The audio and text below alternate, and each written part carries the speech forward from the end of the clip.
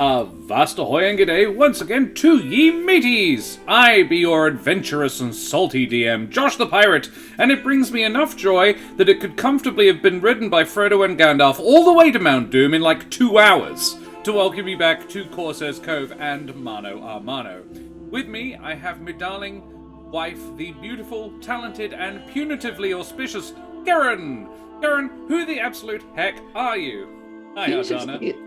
Punitively auspicious, apparently. Yeah. Hi, I'm Karen. I am the mother of bunnies. I'm a performer and writer, and I can also be found on the D&D podcast There Be Dragons, link in chat, where I play an infamous dragonborn warrior by the name of Ryland Westfall, who carries a big axe. This is true, she does. It didn't used to belong to her family. They stole it, precious. No. Is it stealing if the person who owned it is dead?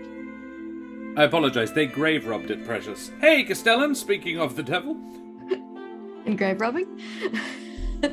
Not the Castellan grave robs, I would never say that. No, he was present when I had the idea to grave rob the axe, so... Oh, that's he was the GM. Didn't stop me, did ya?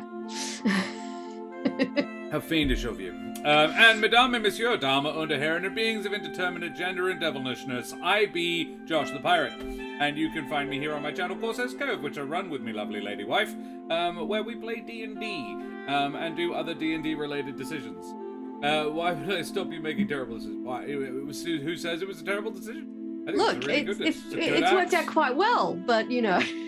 There's a pleasant symmetry to it. She smites people with the axe because she slept with the previous owner's great-granddaughter. That's not why I have the axe. But it did do that. It is why you smite people. It's already got up to a smashing start. I also be in the podcast There Be Dragons, and you can find me there as the infamous and deadly pirate Skern Felspar und Little Dragon Roche. I'm also an actor, improviser, and puppeteer who lives in Perth, WA.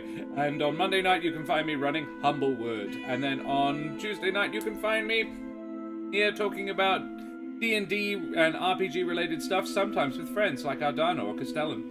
Hey, Bishop Blood, good to see you. Should really get the next step out ASAP. Yeah, dead set, mate. I happen to know... so one of my students' fathers is really into it. Hecking loves it. And he's like, Josh. And I'm like, I know. I actually have no control over the release schedule. And frankly, I don't think even the editor does right now. A lot happening. Yeah, that's fair. Alrighty, Karen, can you tell me about Ukraine? Ukraine. You probably heard about it in the news earlier this year, and unfortunately, while it's not in the news as much, it's still pretty bad over there. And a lot of Ukrainians have had to leave Ukraine to feel safe. But leaving your home country comes with its own set of problems. So the link in chat is for the Emergency Action Appeal. It is a group of charities, not-for-profits, that are trying to help Ukrainian refugees. So if you have any spare pennies floating around your digital wallet, you can head over to the link and donate. They have raised over $4 million, but I think we're up to something like 11 million refugees. So we could do a little better. So yeah, if you can, great. If you already have, awesome. If you're feeling a bit poor right now and like, oh, I can't really, don't worry, it's fine. We've all been there. Just send the good vibes. Good vibes is all. Apparently our music was a little loud, so I turn it off. There we go. Turn it back down a little bit. Thanks, Ardana. Cool. Like a little too hard to. Yes. Our music today is provided by Sirenscape. Handy service. I've been using them for a couple of years now. It really adds to your game. We also do use them for There Be Dragons. So check them out at sirenscape.com. I must also remind our kind, generous, and really just lovely audience to please like, follow, and subscribe to all the things, you bloody champions. We have all the exclamation mark socials. You can find us on our YouTube, the Tube of You, there. The Tube of You, the Book of Faces, the Court of Dis. And the Court of Dis. If you want to hang out and discuss our chords, you can, or other trousers, you know, anything really. You can. I was going with musical chords, but you. Okay, I went with trousers, corduroys, yeah. And Castellan is gifting subs. You bloody champion! Valiant Odyssey, Del Red, and Salted Buttery. 3 excellent chats. Shadows. Oh, and name an NPC. Castellan, hit me up. Name an NPC. Yeah. Who do you want to name? Has the last one been introduced yet? Have we? We've had 3 that I have yet to manage to introduce. Welkin Fraudleswart. Oh my god, done. Fucking done. That's today. I can get that guy in today. Welkin Fraudleswart. Yes, Welkin. Did you just mash your face into your keyboard, Castellan? No, thought went into that. Thwart. Welkin Fraudleswart. Done. I do enjoy that in my own work. I either name characters very carefully or literally they're called the first thing that pops into my head. There is no middle ground. It's either this is layered with nuance and meaning and only smart people appreciate it, and with Steve. Sorry, the cat ran over the keyboard. I want to call him Bob Davidson. I saw Welkin Fraudleswart first, and honestly, I'm hard to decide which is the sillier name. So yeah, but the Welkin will fit. Welkin will fit a lot better. I bet Bob's an ass. Oh no, Bob's a lovely guy. David Davidson, that guy's a dick. Alrighty, cool. Well, yeah, we have all of those things. Castellan, you bloody champion. Thanks so much for the gift, sir. Bob's Bob's your asshole. Bob's your transvestite auntie. We also must mention our new affiliates. We have an affiliate link to Wooten Forge. Check that shit out. The brilliant chaps at Wooten Forge have given us an affiliate link, so head on over to wootenforge.com/Corsairs Cove, and you too could own beautiful handcrafted wooden tabletop accessories crafted by Aaron Wooten himself. This is Dara. Karen has a... I'm not sure what one Karen's got. Did you say maple? I believe mine is maple. Maple. It has very strong magnets that hold it together, which is why I always struggle to open it awkwardly. Mike's noped out again.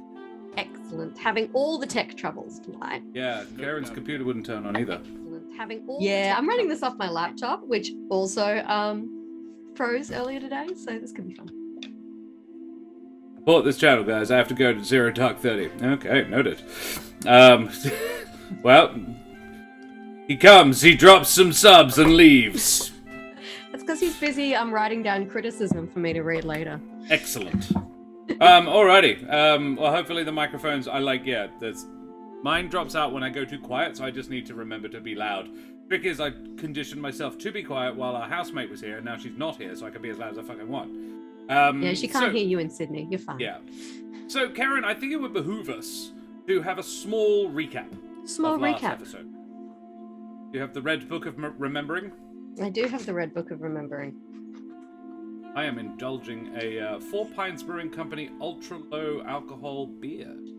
Ultra-low alcohol? Ultra-low, as in like under 0.5%. And I tell you what, it's really nice. It's one of the first... Like a lot of the low alcohol beers taste like a low alcohol version of a normal beer. This tastes like a normal beer. It just doesn't have alcohol. You would approve of the flirty interaction I wrote between 2 characters yesterday, which consisted entirely of, hi, hey, beer? Sure. And then they go off together. I was Way to a man's heart, unless it was lesbians, because that would also work. No, it was a man hitting on a woman with beer, and she went for it. Oh, she went for it. Respect. Oh yeah. Like it. Yeah, mind you flirted with me with Guinness, and I don't like Guinness, and it's still. You hate Guinness, and you got a free hat. I did get a free hat. No idea where it is now. Oh, we threw it away a long time ago. Yeah, it was a pretty hideous hat. It's pretty naff. Good choice. Yeah. I just realized how close I'm getting to the end of the Red Book of Remembrance, which... I'll have to go on another business trip to Japan to get you another. Oh, honey, I have so many notebooks. I know. It's fine. I just for nostalgia's sake, I opened it up to the first page. This is Academy of Xandar, October 2020. Or... Cold Guinness is so good, though. Yes. Sadly, we used to live up the road from the best Guinness in Perth as well. Oh, yeah. And for some reason that has been like figured out, quantified, and the Quinn was the best place for a Guinness in Perth, and it was good. They were good Guinness. They did good veggie burger as well, and I don't always go for a veggie burger. But it was a good one. Potato hat. I do like hats. You do.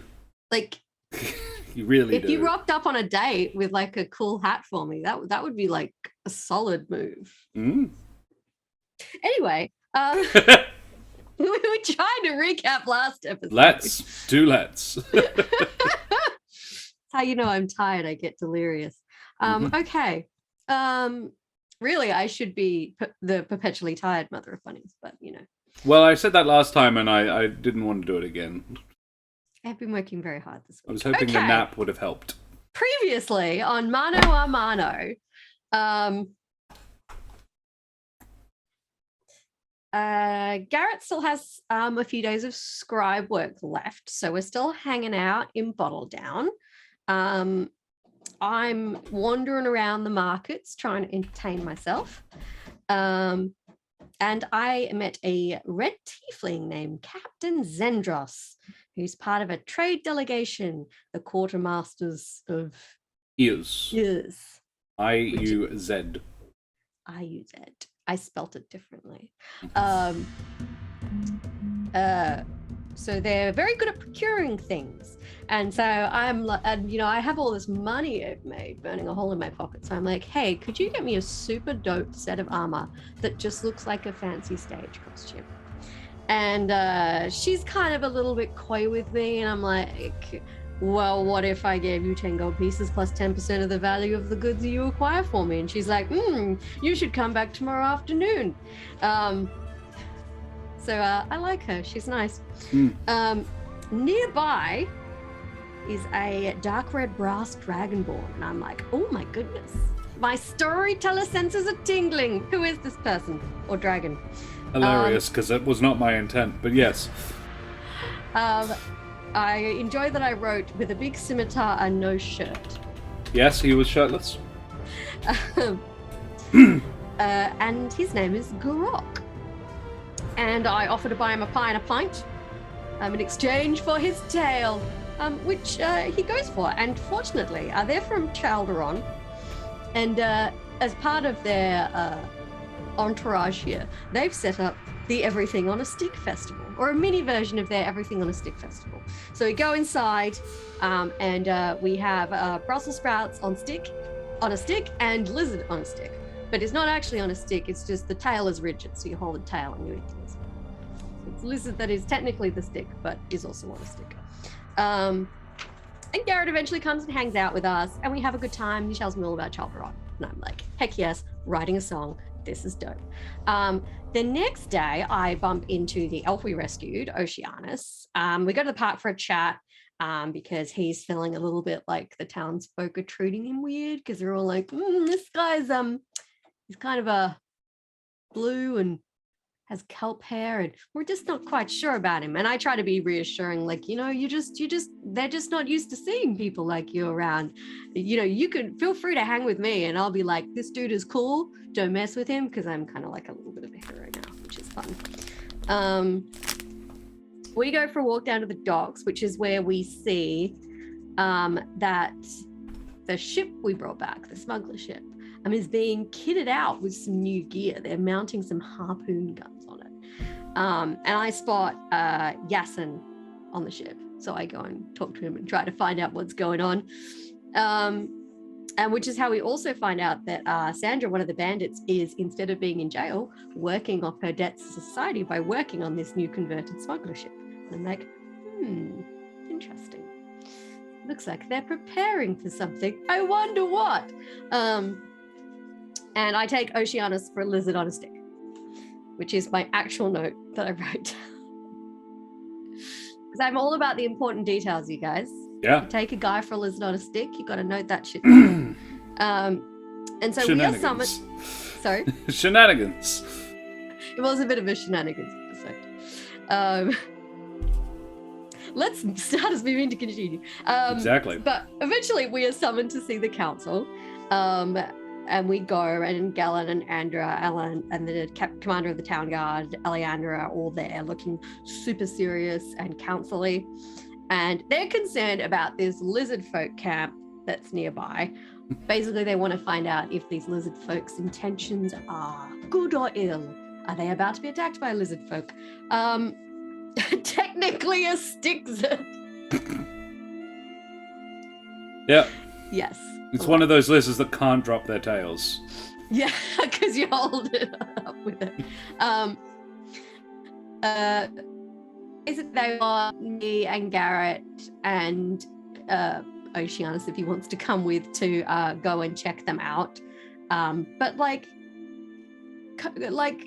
casual, just sidle in there, put an elbow in a barrel. Hey, you want to trade or you want to kill us all? And we kind of get the impression that they're sending us. So if it all goes south, technically it wasn't anyone official from Bottle Down. It was just this random bard and her mates. They're actually fine with the lizard folk setting up camp there if they're prepared to trade. But obviously less okay if their plan is to sneak in and kill people, which, is fair, I suppose. And we agree to go. But upon realizing that none of us speak a language that Lizardfolk are likely to speak, we're like, oh, hey, we met this Dragonborn guy earlier, and Dragonborn and Lizardfolk tend to both speak Draconic. So ask him to come with us, and he can translate. And they look a little puzzled, which is probably because I threw Josh a curveball by doing that. I was just making up fun things. It was just oh yeah, she'd have a couple of other people with her. There'd be a halfling there, and say they're from Chalderon, so there'd be a Dragonborn. Fuck it. That's all it was. You're ooh, yeah. Dragonborn? I've got to include him in the story. Josh's going to have to build him as an NPC. Yes, you do. And he is now. But wasn't it fun building him as a character, Josh? Didn't you enjoy that? Yeah, sure. Why not? Anyway, we go and talk to Garok and try to cage the, oh, hey, can you come and talk to your fellow sort of lizard kinds in a non-racist way? And by all, we appear to have pulled it off, because he's yeah, sure, I'll come. And though, he does check in with Captain Xandros. He's is it a cool way I go with him? And she's yeah, trade, you say? Trade, might meet trade more new people. Yeah, sounds great. We're yeah, you guys are traders. You should get an in on trading with the Lizardfolk. Yeah. And I believe we all ended up at the Wicker Goat that evening.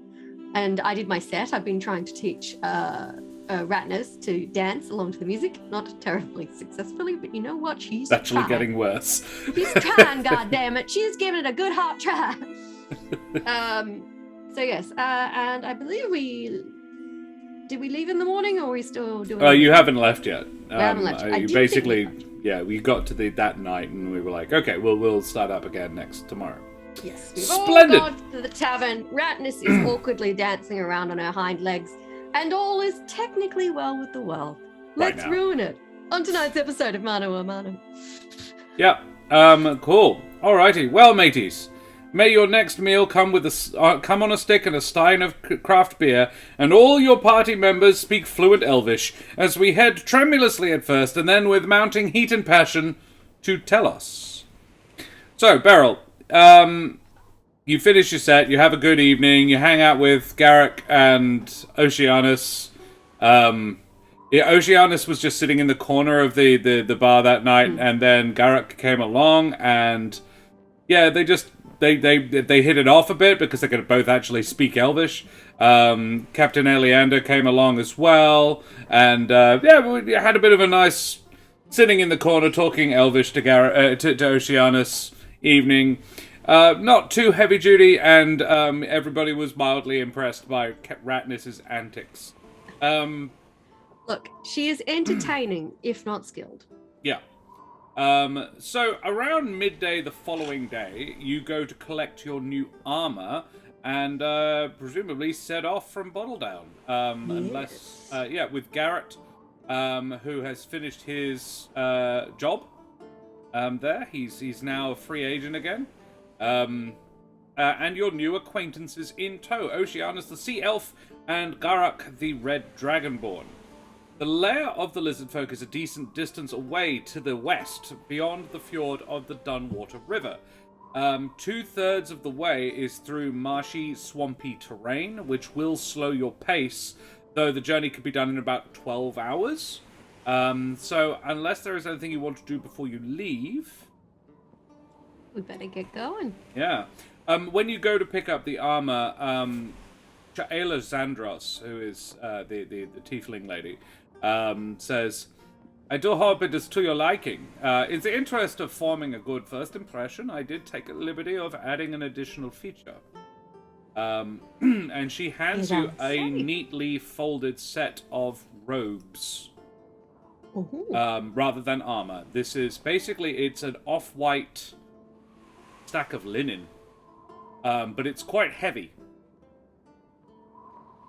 And she smiles. Would you like to use the tent to try it on?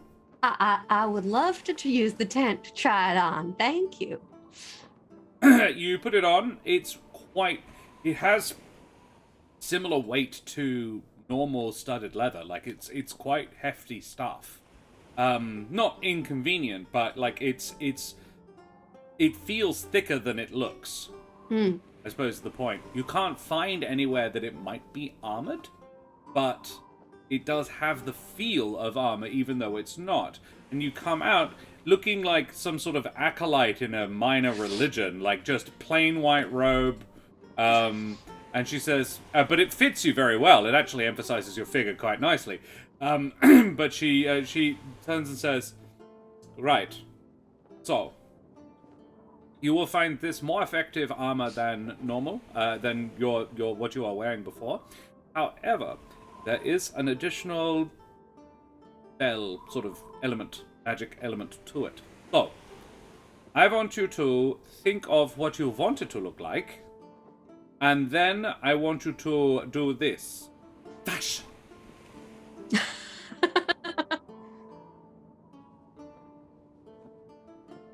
Okay. Alrighty then, Flash. No, fashion. Fashion. Fashion. There you go. And the fingers must be wiggling. Oh, fashion. They call it where I am from spirit finger. Fashion. That's right. That's one. And as you say that, the outfit changes shape and form completely into what you had in mind.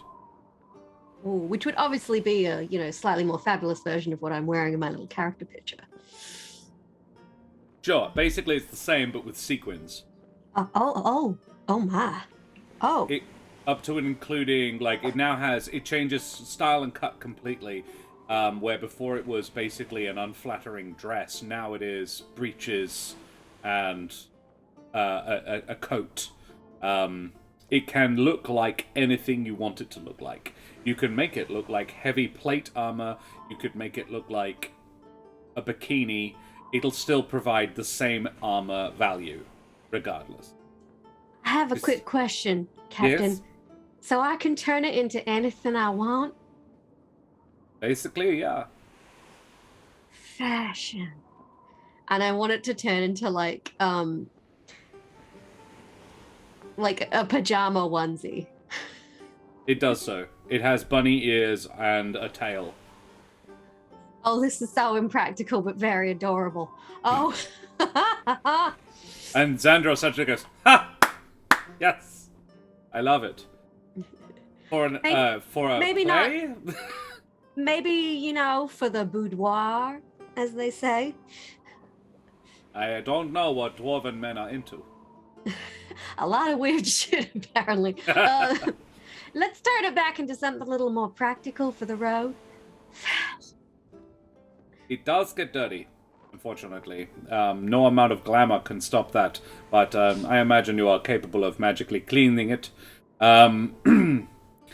However, if you change the shape and size of it, the dirt may not all stay on. You don't know. She says, if you take it off, however, it will return to the basic form of the white linen. This is what we call glamoured studded leather. It is fabulous. I love it. You were worth every penny, Sanders. Thank you. Well, actually, speaking of which, I owe you money. I have already taken it off your character sheet. Don't worry. And she smiles I'm and going to said, give her like an extra gold piece as a tip because I'm so happy. "Oh, thank you." And mechanically, changing it is a bonus action. Cool. If you want to do it in combat. Change it into like really terrifying looking Yeah. You want to fuck with Beryl the badass? Yeah, like heavy metal. Cool. Alrighty. One assumes it does not attain the qualities that it's pictured as having. That it's still. It would depend what you would do with it. I might allow, like, I could probably be convinced of some minor mechanical benefit, based on what you tried to do. It basically, you know, I tend to reward clever. Noted. Yeah, cool. So you set off.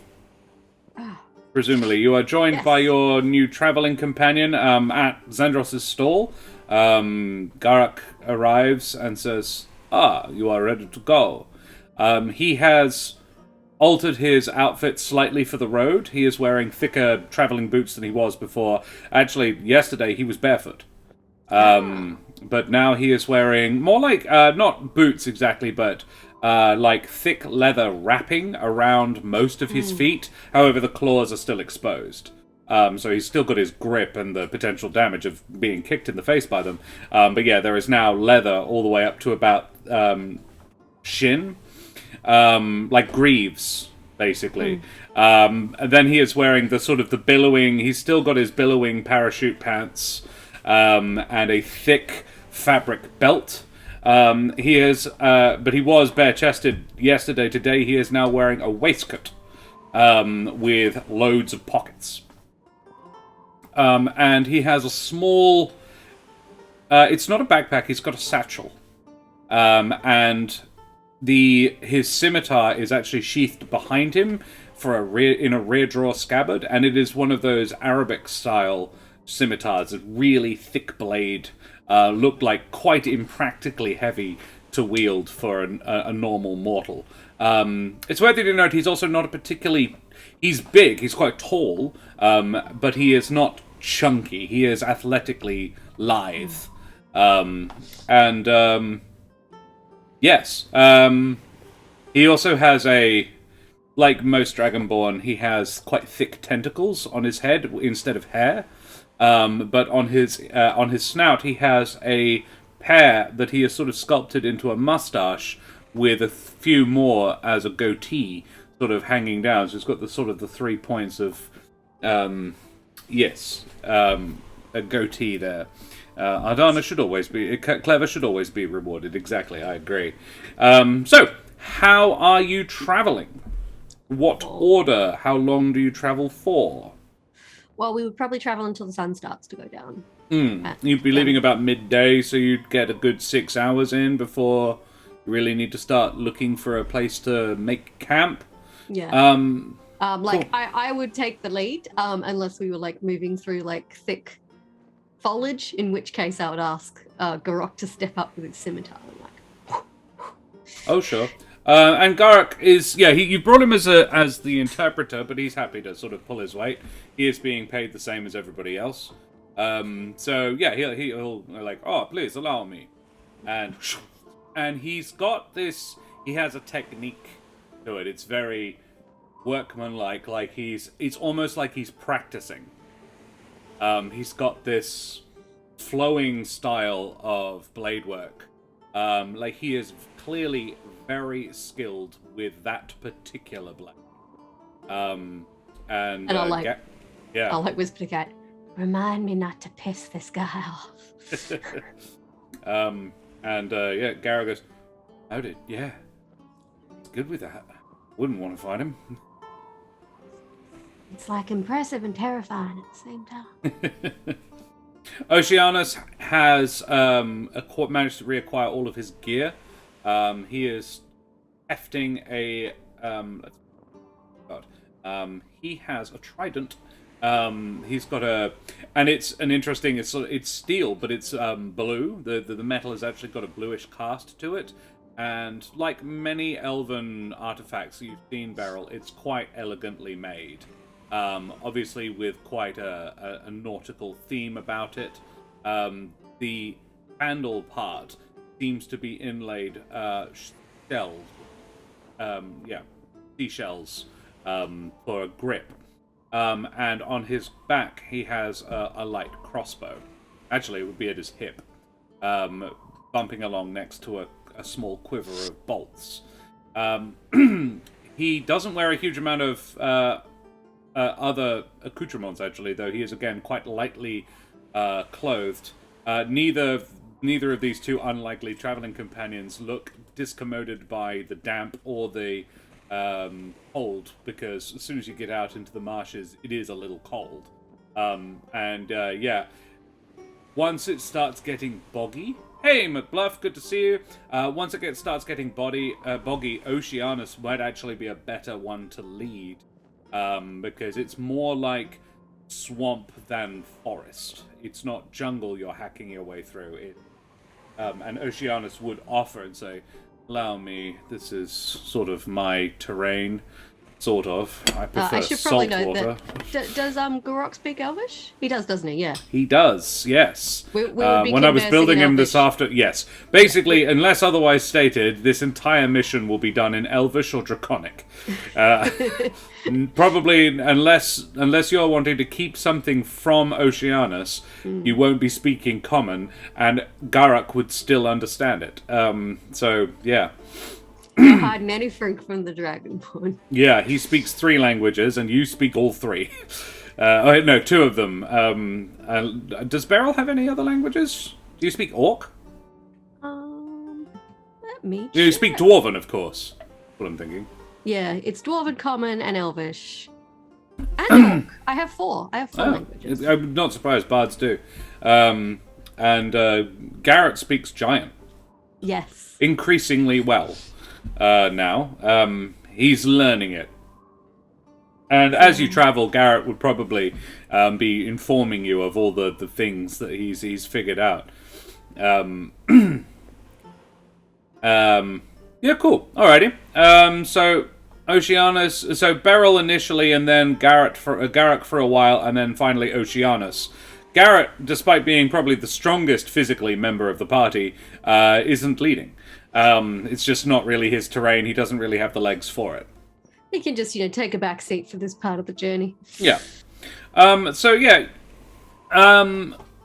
suppose to look for a decent campsite in a swamp, you're gonna have to do a bit of Elvish until proven. I mean, that's next week's title. Now, there we go. Elvish till proven.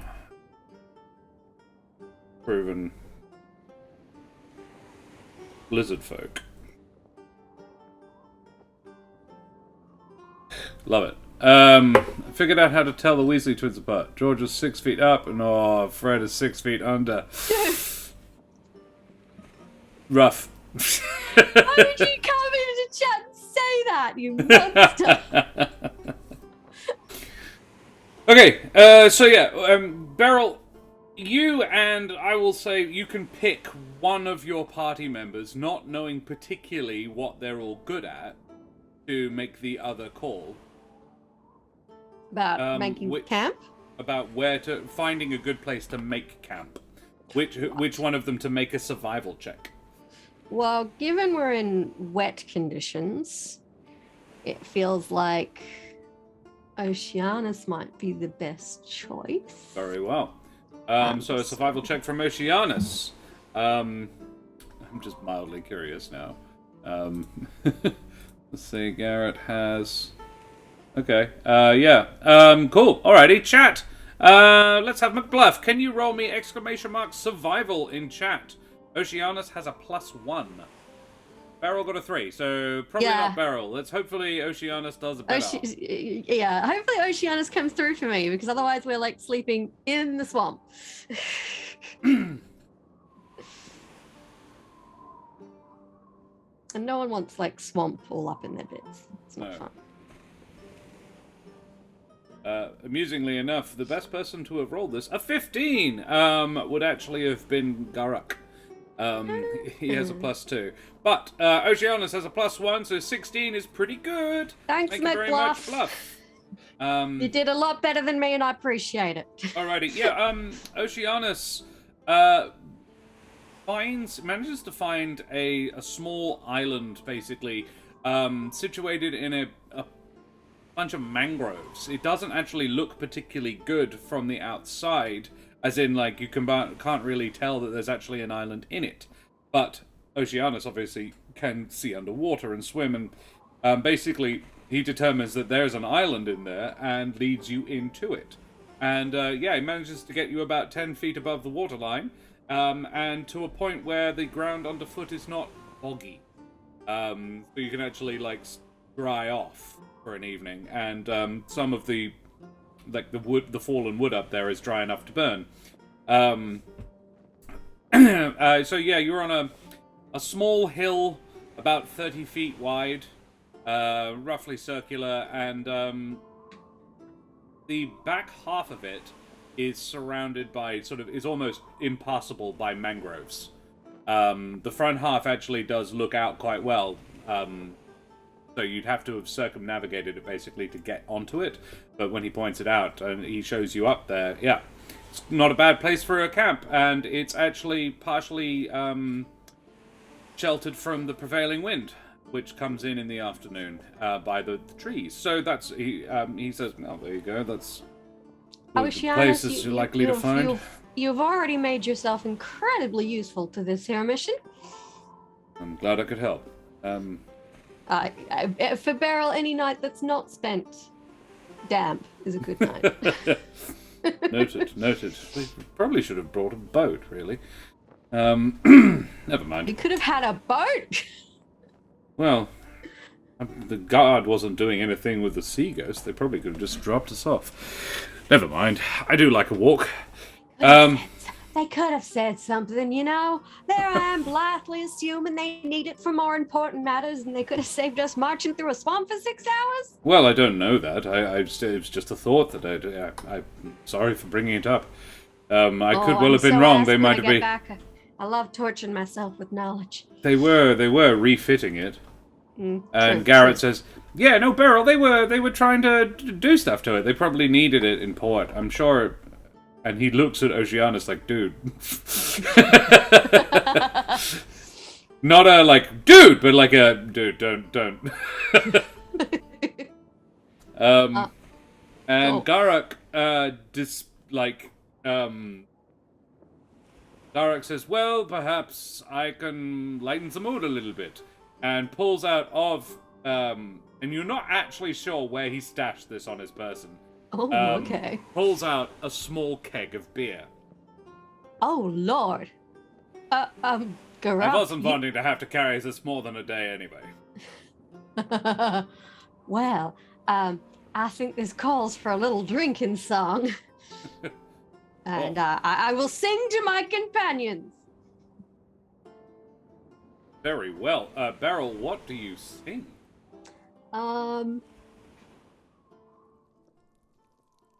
I will sing a elvish song that is, it's one of those songs where it sounds about one thing, but it can totally be about another thing. And this one sounds like it's about drinking, but it's actually about spending special time with a special someone. Lots of elvish double entendres. Ah, okay. I like it. Oceanus is bemused by it. He's like, Garrett is tapping his foot along. He loves it. He's a halfling. Any music, you put a halfling with music and beer, and he is a happy boy. And Garak he's enjoying his beer and he's enjoying the song. he chuckles at some of the filthier bits, but Oceanus seems completely nonplussed by it. And at the end of it, he says, "Your voice is very pleasant." Oh, thank you, Oceanus. I do Didn't like singing in Elvish. I don't have the opportunity to do it that often. Where did you learn that song?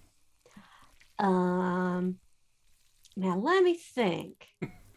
Was it taught to you by an elf? Yeah, it was. It was another bard I met once. And fortunately, instead of becoming aggressive competitors, we actually got along quite well. Oh. So, told me a song or two. Garrick says, "I have not understood very much of it, but it sounds like a marvelous time." Well, I am appreciating, but understanding that it is two meanings in the one. Mammals confuse me a little, I'll be honest. Fair enough. Your breeding practices are odd, but I do get the jokes. I did appreciate. Well, it's very funny. We are complicated and mysterious creatures in the ways of love. And Oceanus goes, "I feel the same about land dwellers. But then, underwater, most things are physical rather than verbal. It's hard to sing with water in your mouth." Yeah, you could do some good gargling, I suppose. Well, it tends to be a little more flowing, if you'll pardon the play on words. But it must always be accompanied by movement. Now, whilst I would not admit that this place is a particularly good place for dance, it is dance that really is the high point of aquatic culture. Oh, and sounds beautiful. Garrett's like, "I'd love to see that someday." We'll have to work on breathing underwater first. Well, and drinking underwater. How do you drink? Yeah. Do you drink? Or do you kind of absorb the water through your skin? Oh, we drink water. It's sort of an absorption process. There is no real need to drink when you live in it. But not all water is pleasant to drink. Salt water is, well, like land creatures, too much salt is bad for us. But this is the benefit of not being completely 100% aquatic. Whilst we spend most of our lives in the water, we do have to come onto the land for some things. And he holds up his trident and says, "We simply cannot smelt metals in the water. But we can mine." Very few land dwellers know that. Oh, wow. Thank you for letting us in on our secret. So I'm assuming I shouldn't write a song about underwater elven mining anytime soon. We would prefer not, though bards take license. Well, I can always make it sound like some sort of like you go to an underwater volcano and then you use your magical abilities to raise incredible weapons from the volcanic. So you have heard of it? What? He says, "So you have heard of it?" Oh my god, that's what happens?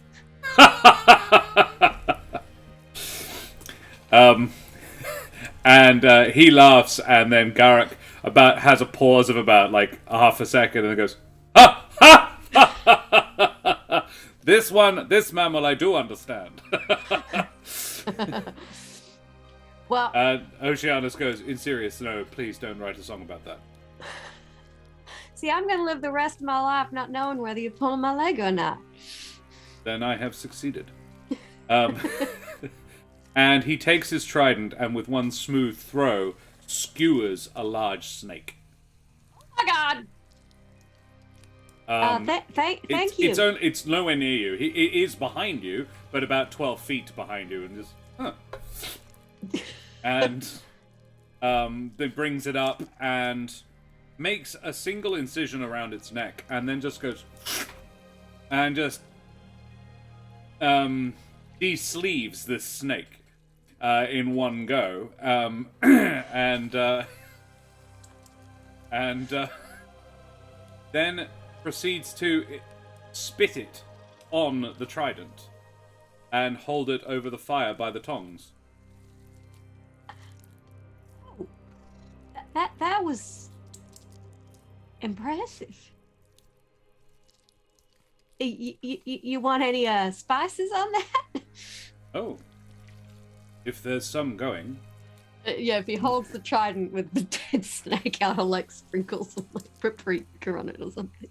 You know what? Actually, Garrett goes and looks at Garrett and says, "On a stick, he is learning."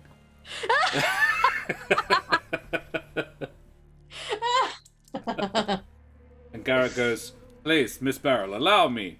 Takes the keg and gently slowly pours along the length of the snake.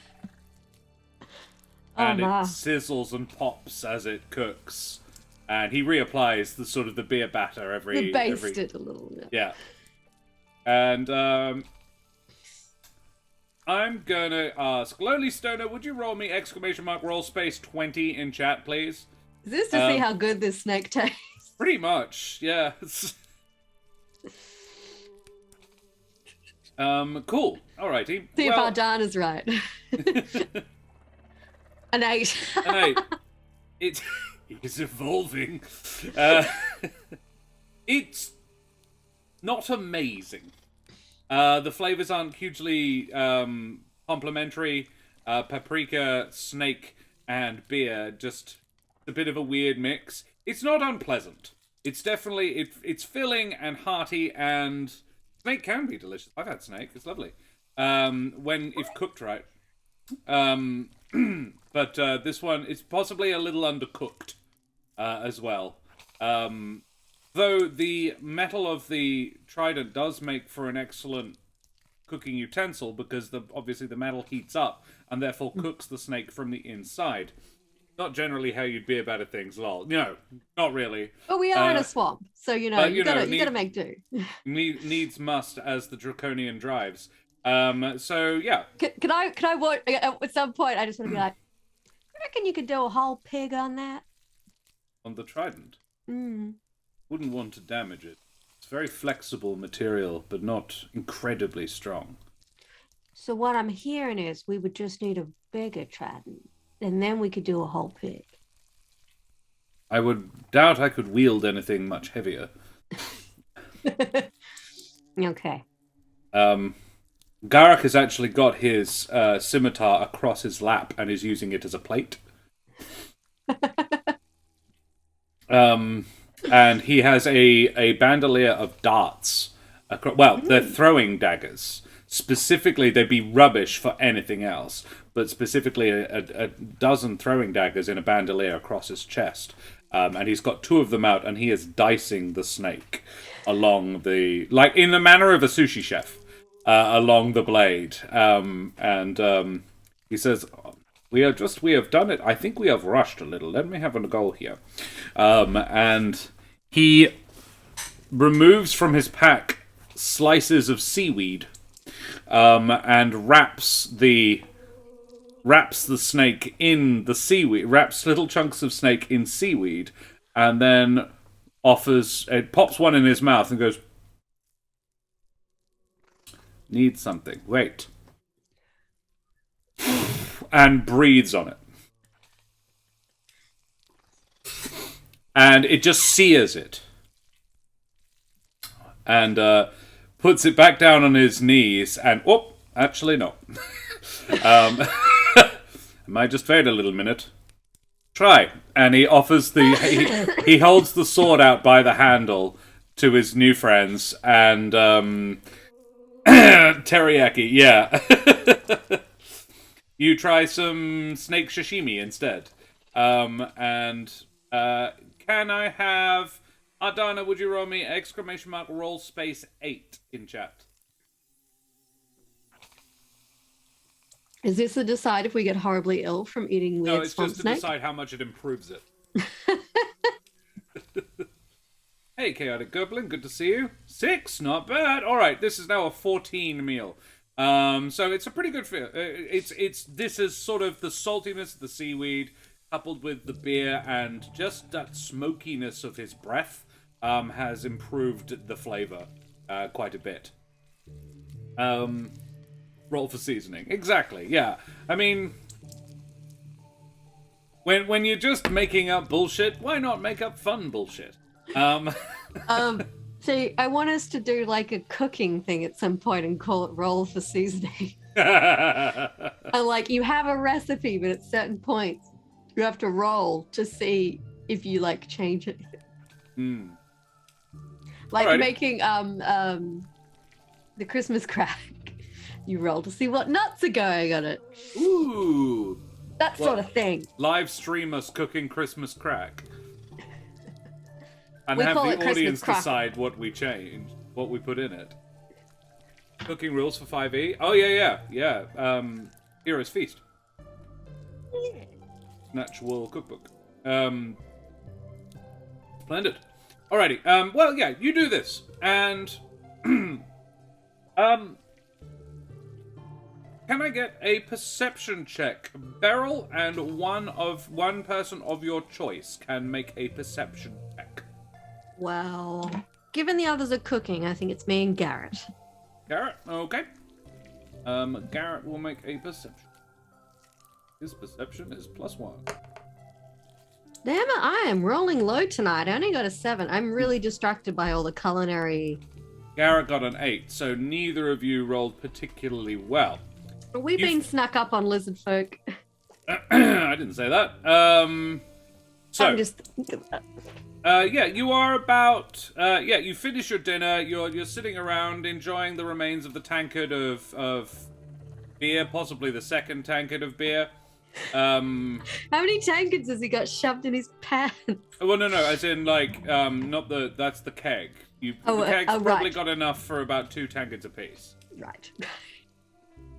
Just picturing him with his pants bulging with little kegs of beer. He has a small satchel, and that's it. Okay. Yeah, you're basically just hanging out next to the fireplace. As basically at the top of the hill, you're probably no more than 15, 20 feet from the water's edge, and all a little preoccupied. Beryl, a spear sails through the air past your head. Ah! And I am going to roll now, because more start flying as well. Beryl, a 17 beats your AC. Oh shit, I just got speared! No! Beryl, another one comes flying past after the first and nicks you.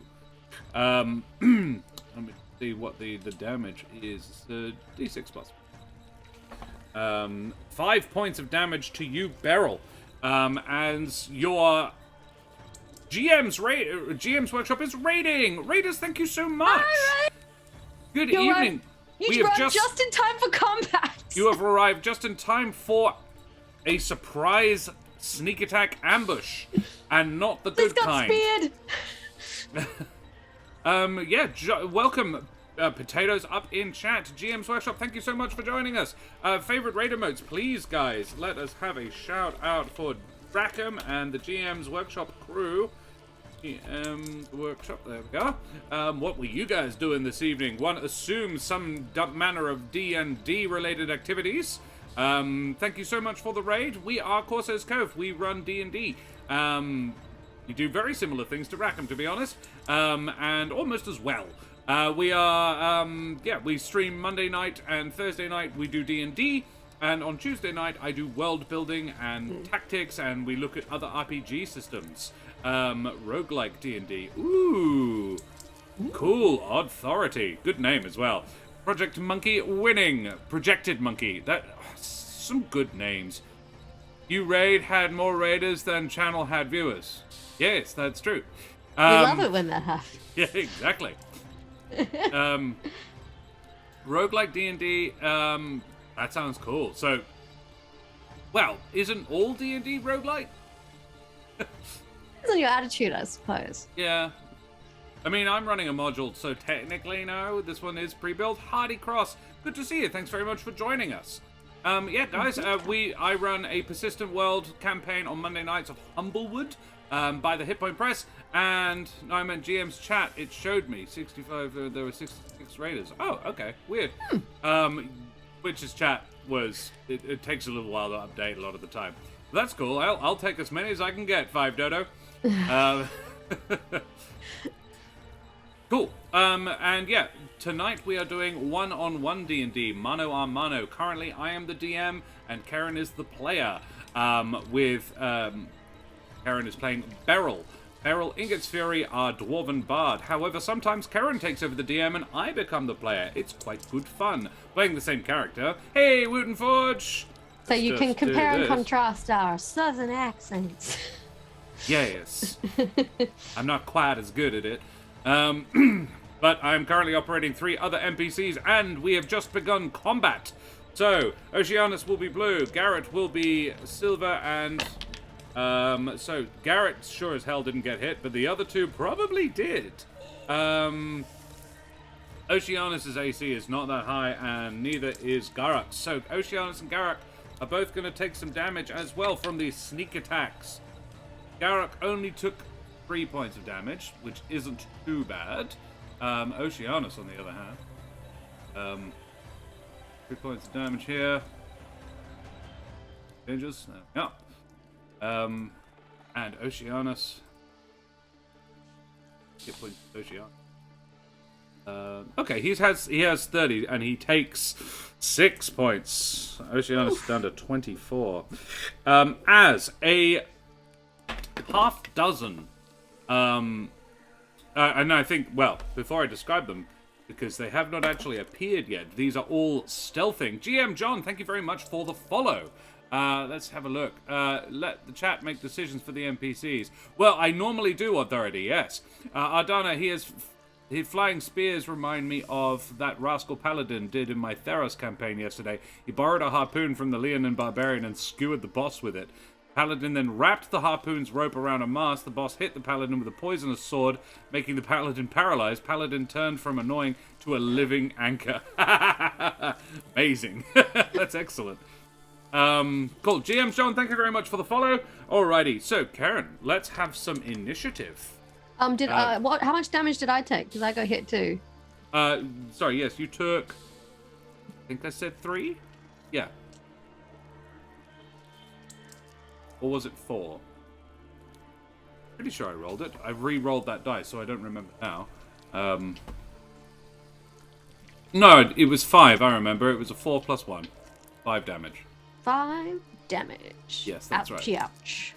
That here, just like 1 hour to a young fire giant. 1 HKO to a young fire giant. Ooh. Okay. So, yeah, let's have some initiative rolls. 1 hit kill. Ah, right, okay. 1 hit KO. Okay. Alrighty. Initiative, you say? Yes, Rolling. please. Yes! 23. We will have an initiative from Garrett. An 8.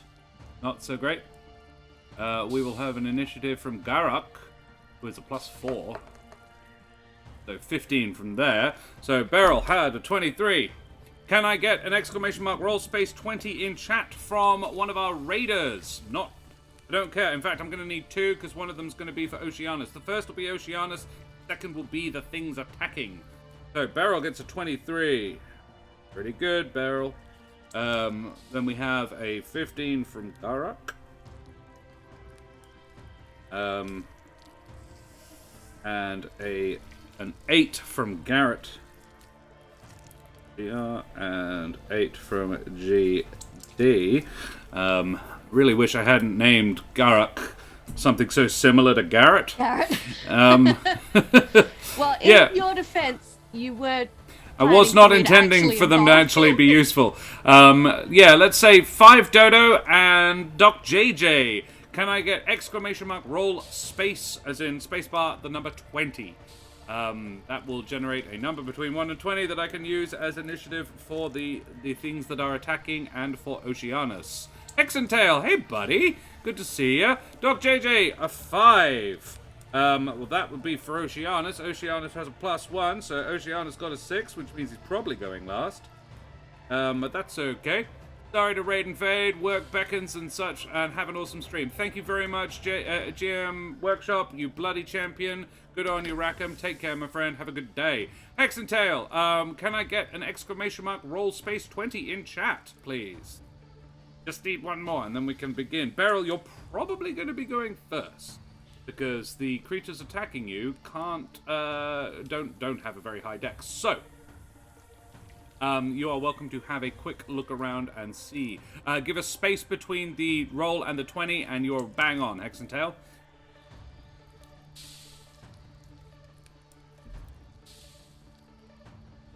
I don't suppose I can see what direction these spears are flying from. Well, this is it. An 18 is pretty good. Very nice. So the enemy's got a 19.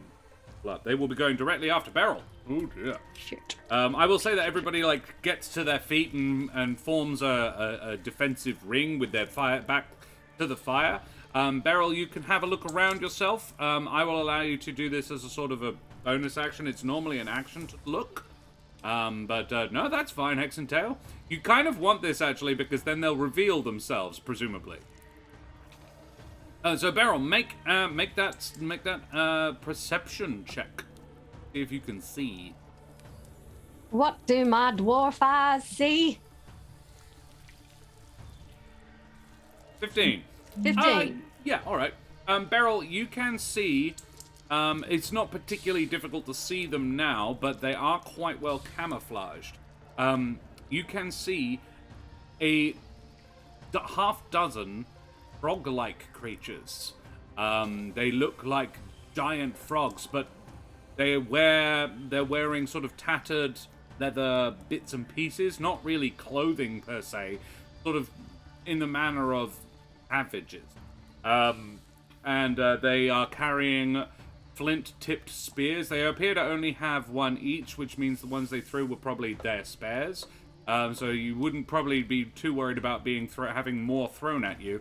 Yeah, you catch the glimpse of about two of them who are like torsos out of the water. But then you look around and you see the eyes of several more peering at you from under the murk. They're in a rough semicircle around you. How many are we talking, roughly? 6. 6. Right. Ooh, what do you reckon, chat? Should I try and pacify them or just skip pacification and go straight for casting They've sleep? gone for violence. They have gone for violence, but they might listen to reason.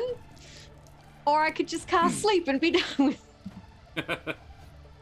which is my usual standby when I'm being attacked, but I don't want to go on a killing spree. What is the range on sleep as well? What's the radius? It's creatures within 20 feet of a point you choose within 90 feet. You can maybe get 3 all up. You definitely won't be able to get all 6. They're not clustered within 20 feet? They're not. You are on a 30-foot mound, like a mound of dirt about 30 foot across, and they are spread around the circumference of that, about 15 feet away from you. So they're quite spread out. Right. It's like they have. This is very much the manner of raptors. This is well planned. It would be the one that threw the first spear would have been signaling the pack, and that's when the others started flying. Climbing Ninja, thank you very much for the follow. Ganya. Okay. Right. Well, if I can't sleep, are they gonna drown in the swamp? They're frogs. Guess not. They'll probably float. Frogs float. Yeah. Cool. I am going to cast sleep then, I think. Alrighty. Where as well? They are in a rough semicircle around you, on the semicircle looking out with the trees behind you. So would you middle, center, side? Look, odds are the commander in the middle, so I'm going to cast sleep at 3rd level. Oh, okay. Oh, Or is that excessive? I'm not telling you. Of course you're not. Why would I do that? I don't know how many points frogs have. No, that's the point. Why? Wait, how many does it do at second level? Hang on. 7d8s at second level. I think it's 5d8s plus 2 for every one after first. Every spell. So yeah, it would be 7 at second level and 9 at third level. Yeah. Oh, they can't have that many, surely. There's 6 of them. There's 6, but I'm only going to hit 3 anyway. Let's do second level. I can always cast it at third level if I need to deal with more. Yeah, if you need more. Yeah. If I need more, start with a semblance of moderation. Yeah. Okay, go on then. Roll 5d8s. See how many of them you can knock out. Come on, Beryl. How do I make it roll the actual dice? Why aren't you rolling dice? Just you have to use the. Actually, go to actions and then spells. Yeah, that's where I am. It should have the damage. Let me see. Spells. Sleep. Oh, it doesn't. Sleep should. That's stupid. Yeah, just go to the bottom left. I'll just do it manually then. Yeah. It's dumb. 7d8. Because yeah, it says, you've cast the spell. And I'm like, I haven't. Great!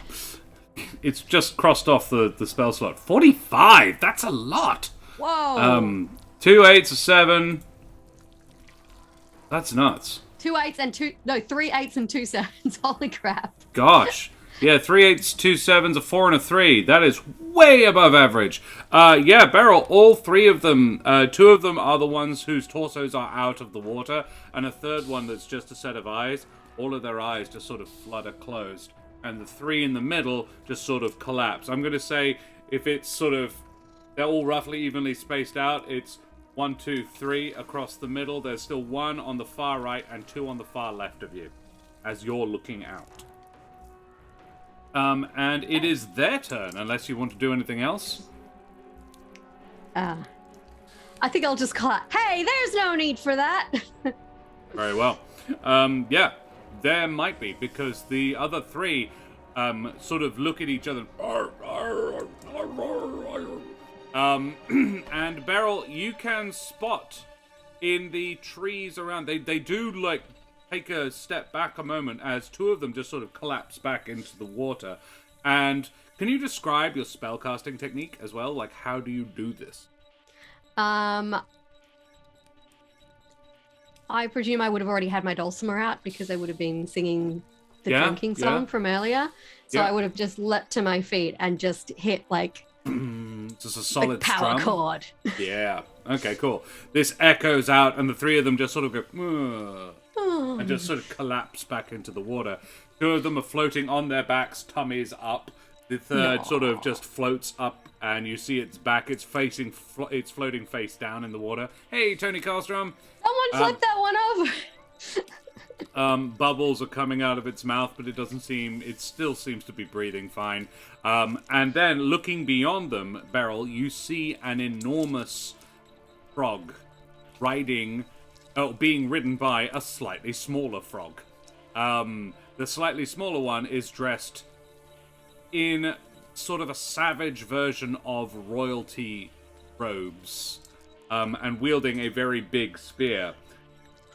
And he gestures at the others. He is quite a long way off as well. He is probably about 60 feet away. And he goes... and the other 3 who are surrounding you dash forwards. And have identified you as the primary threat for the Meow. So Beryl... The giant dragon man? Well, one of them does go for the giant dragon man, who is preparing himself. He is carefully putting the sushi down off his scimitar. In fact, he is actually drawing. He has reached for daggers across his chest. But one of them is going to rush over towards him as he puts his scimitar down and engage him. So that one will attack first. In fact, McBluff, can I get some dice in chat? !roll space 20 to see if this guy can be hit. No, tell you what. I'll roll for the creatures. Chat can roll for the chat can roll for the NPCs. So, a 13 does not hit Garrick. So this first spear comes in, aiming for his head, and Garrick nimbly ducks underneath it. He has not been hurt yet.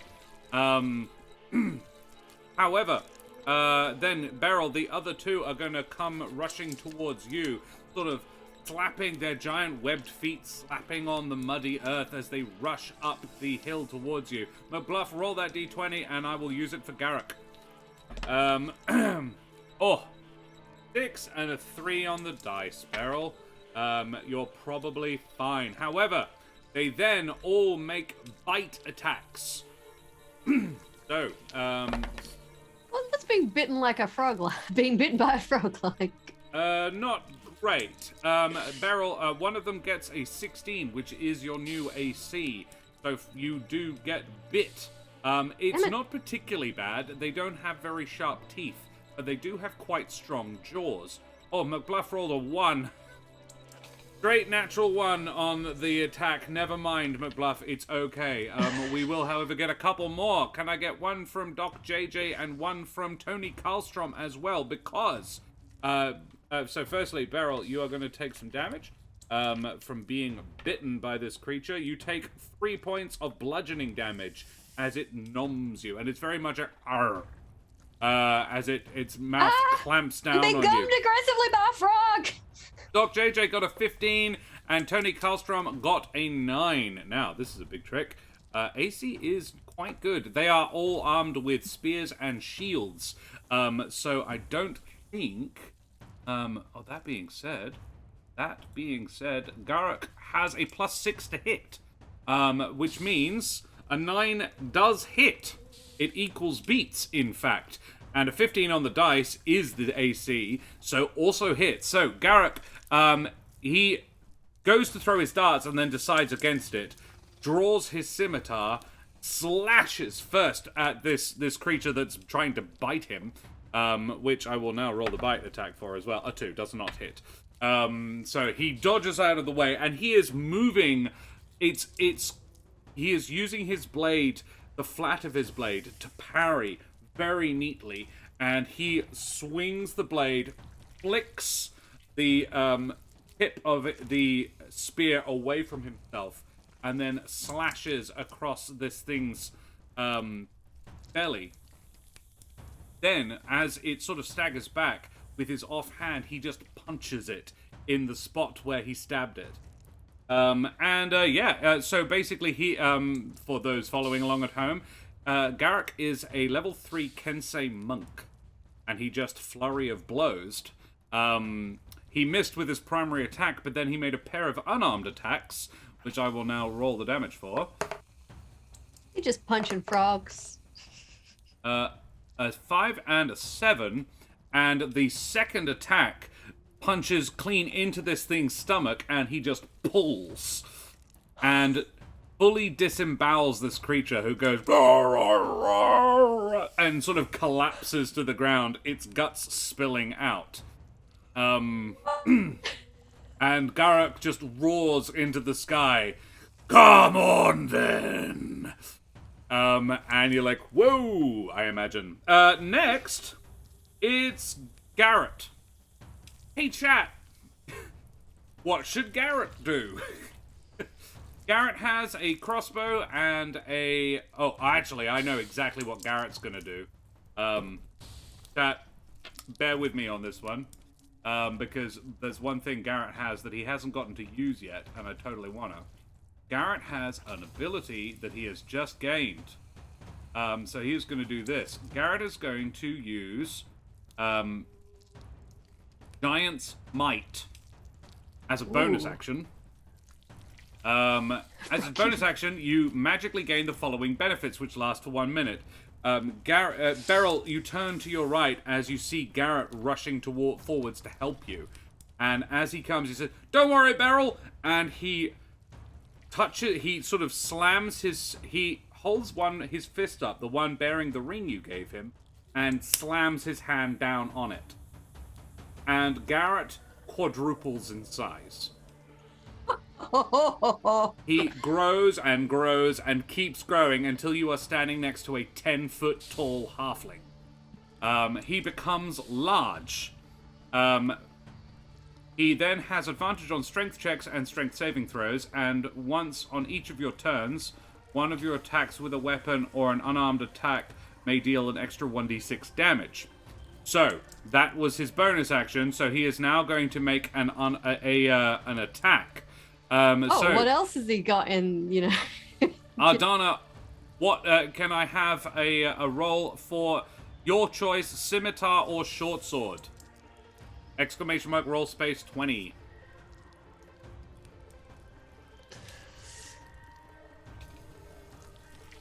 And then on deck will be Oceanus, and after that will be Beryl. An 8 plus 5 is not going to hit, unfortunately. Garrett swings in at this creature, but it dodges. Well, actually, it's going to block with its shield, but it sort of knocks it a little bit because of how strong Garrett now is, but it does manage to avoid taking any damage from this attack. Short sword it was. Alrighty. Well, that's Garrett. He is now 4 times bigger. He doesn't actually have it doesn't change his stats at all. He just gets stronger. Unfortunately, he didn't manage to do any damage. Their AC is quite good. Oceanus is up, and Oceanus is going to rush to your other side, Beryl, with his trident and stab out at one of these guys as well, I think. Chat. Gonna need another one of them d20s. Oceanus is a +4 to hit for his trident for 1d6 plus 2 piercing damage. Anybody who wants to, I am not picky about it. I will take anything. We have a real hodgepodge of abilities here. I don't know if that's the point, but... Tony Carlstrom, it needs to be 2 L's. There we go. Doc JJ, a 14 plus 3, plus 4, 18 does hit. Very much so. Thank you, Doc JJ. That is a good hit from that one. He is attacking the one on your right, Beryl, and it's a d6, so roll that. 4 plus 2, 6 damage on that guy. 6 damage on that one. Just writing numbers. Cool. Excellent. Then we go back to the top of the order, Beryl. There is 2 up in your grill. One of them has just been a bit skewered by Oceanus. The other is very much threatened by Garrett. You would definitely have... They are both now flanked, effectively. So you would have advantage on melee attacks. Cool. I'm just going to see if there's any spells that might be helpful right now, because we're all muddled up now, so... The only one who isn't standing next to you is Garrick, who is standing about 10 feet behind you, over the corpse of this creature, and bellowing his rage with a handful of offal.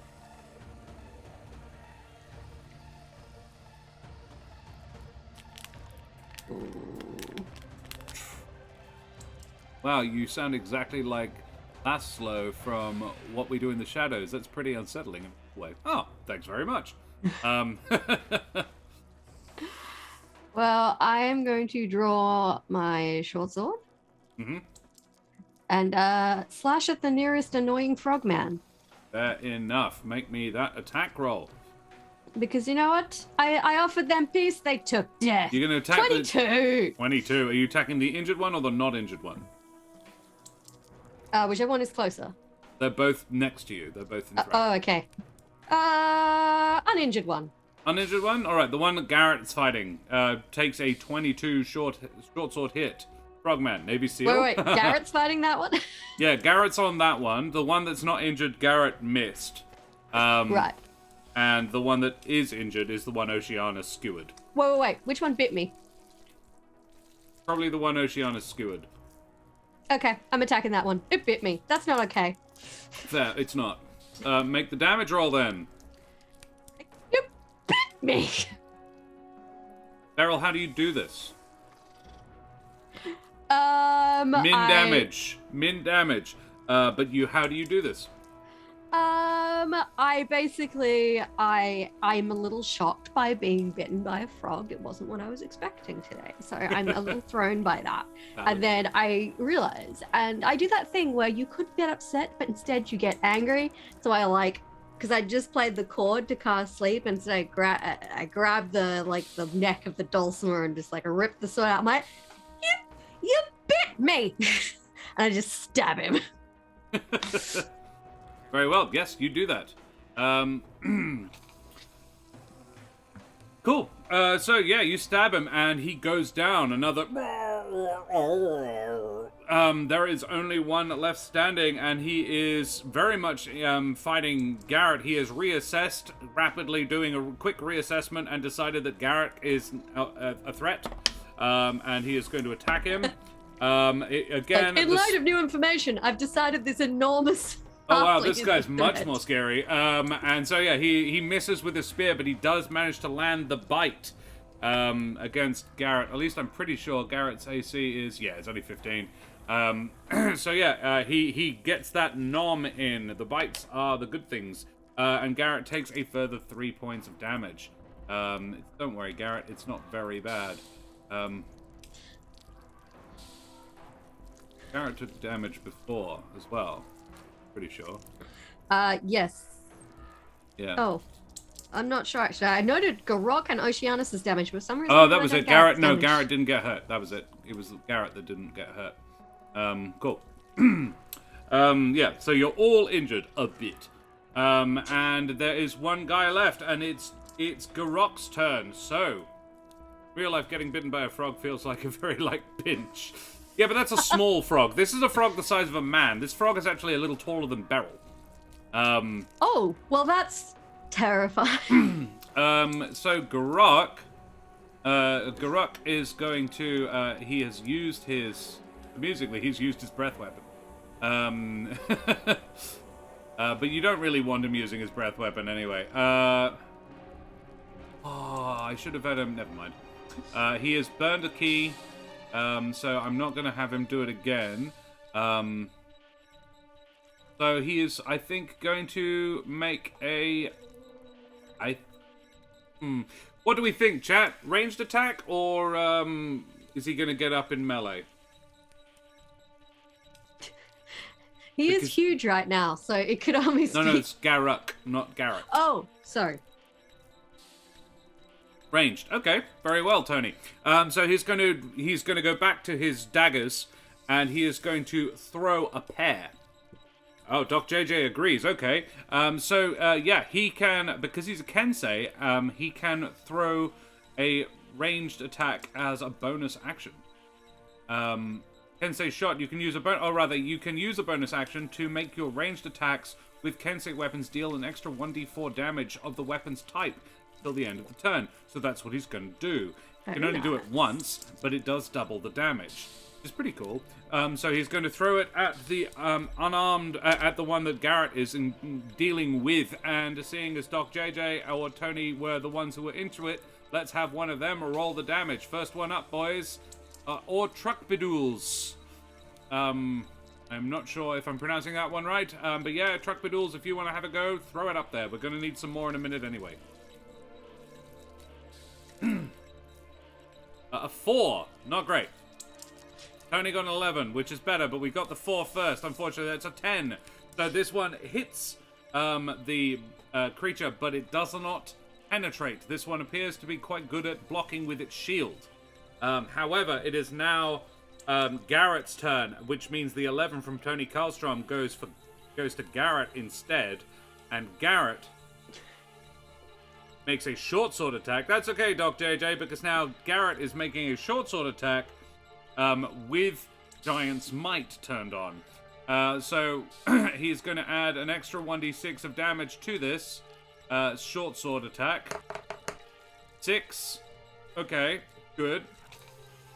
Oh dear, Garrett, here we go. So Garrett straight up splatters this guy. Garrett, as he grew, for some reason, his sword grew as well, and his first strike put the sword in a funny angle in his hand, so he actually hits this creature with the flat of the blade, and it just sort of breaks it. It just sort of crushes it down. The frog becomes about half its height. Both the legs just break, and it just shatters down into a puddle of green ooze. As Garrett just flattens this guy with the flat of his now... It's about the width of a dinner plate, this sword now. He goes, Oh, Beryl, what do you think? And his voice is quite deep. He's like, Oh, Beryl, what do you think? Blocked.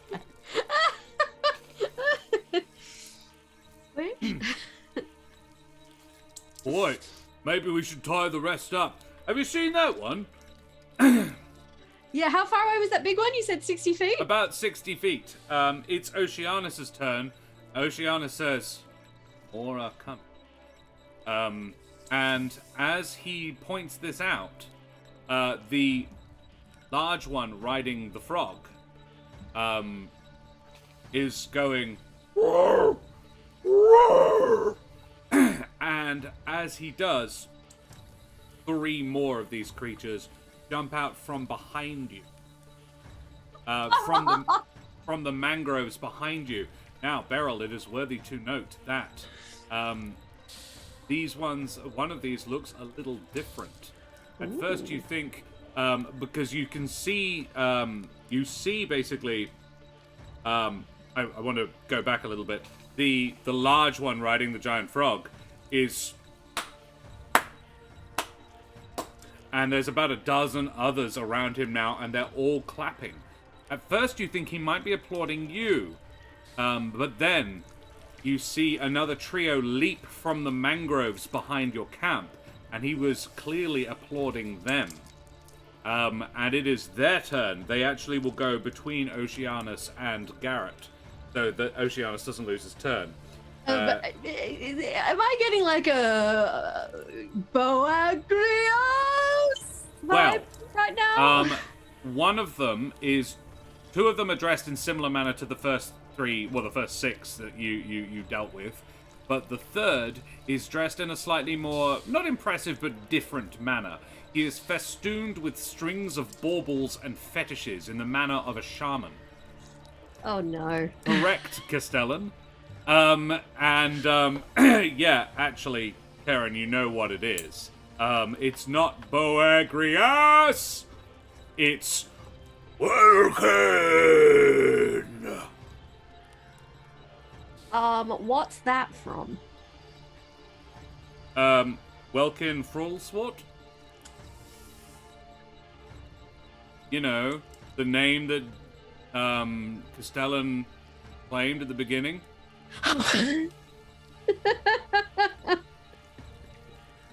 I'm sorry, that took my brain way too long. It really did. Oh no. I thought you were referencing another movie, and I was like... No, not at all. Welkin is then going to... Welkin is wielding a spear, but it's more like a staff. It's like a wizard's staff. And he starts doing this bizarre, long-legged dance.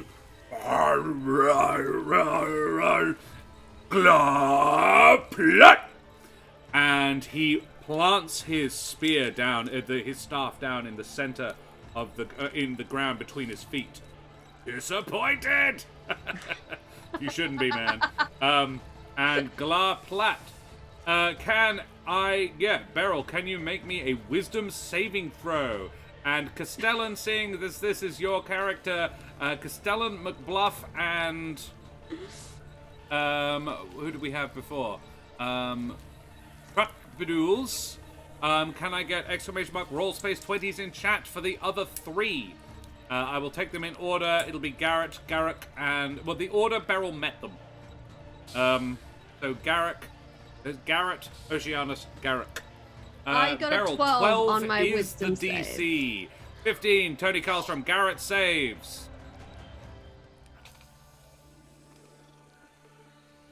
A 15 from Doc JJ as well. Oceanus also saves. Isn't meaning you're out of the woods. Just means half damage. And one more person, Castellan. Exclamation mark, World Space 20 for Garrick. Okay, nice. Please. And a 2 from McBluff. Oh. Okay, Garrick takes the full, unfortunately, which means Garrick takes 10 damage from this spell. However, the rest of you take 5. So, 10 points of damage. Oof. Garrick is on 11 hit points. Garrett is on 25. He's fine. And Oceanus takes 5 as well, putting him on 19. So yeah, there is a shaman, and the other 2 are normal warriors, and are both wielding a pair of spears. And they are going to. One is going to look, McBluff. You can't nail it every time, my friend. It would be boring if you were always amazing. So one of them is going to rush forward and try and engage Garrett, spearing and biting at him. Once again, the spear misses, but the bite hits, irritatingly enough, for 4 damage this time. Bitey little damage. Bastards, these lot. They are. Garrett's down to 21. And the other is going to go for Garrick, because he is clearly quite dangerous. Ooh, the spear hit for 1d6 plus 1. 4 damage. Tony, I'm very jealous of you right now. I freaking love cinnamon buns. Garrick is on 7 hit points. Beryl. Just FYI. And it is Oceanus' turn. Oceanus swings his spear, his harpoon, his trident around. He is going to go to Garrick's assistance. He can see Garrick, whilst very capable, is not used to sort of heavy fighting. And he is going to make a trident attack against him. So, I'm going to need more dice in chat. Whoever gives it to me first, I'll take it.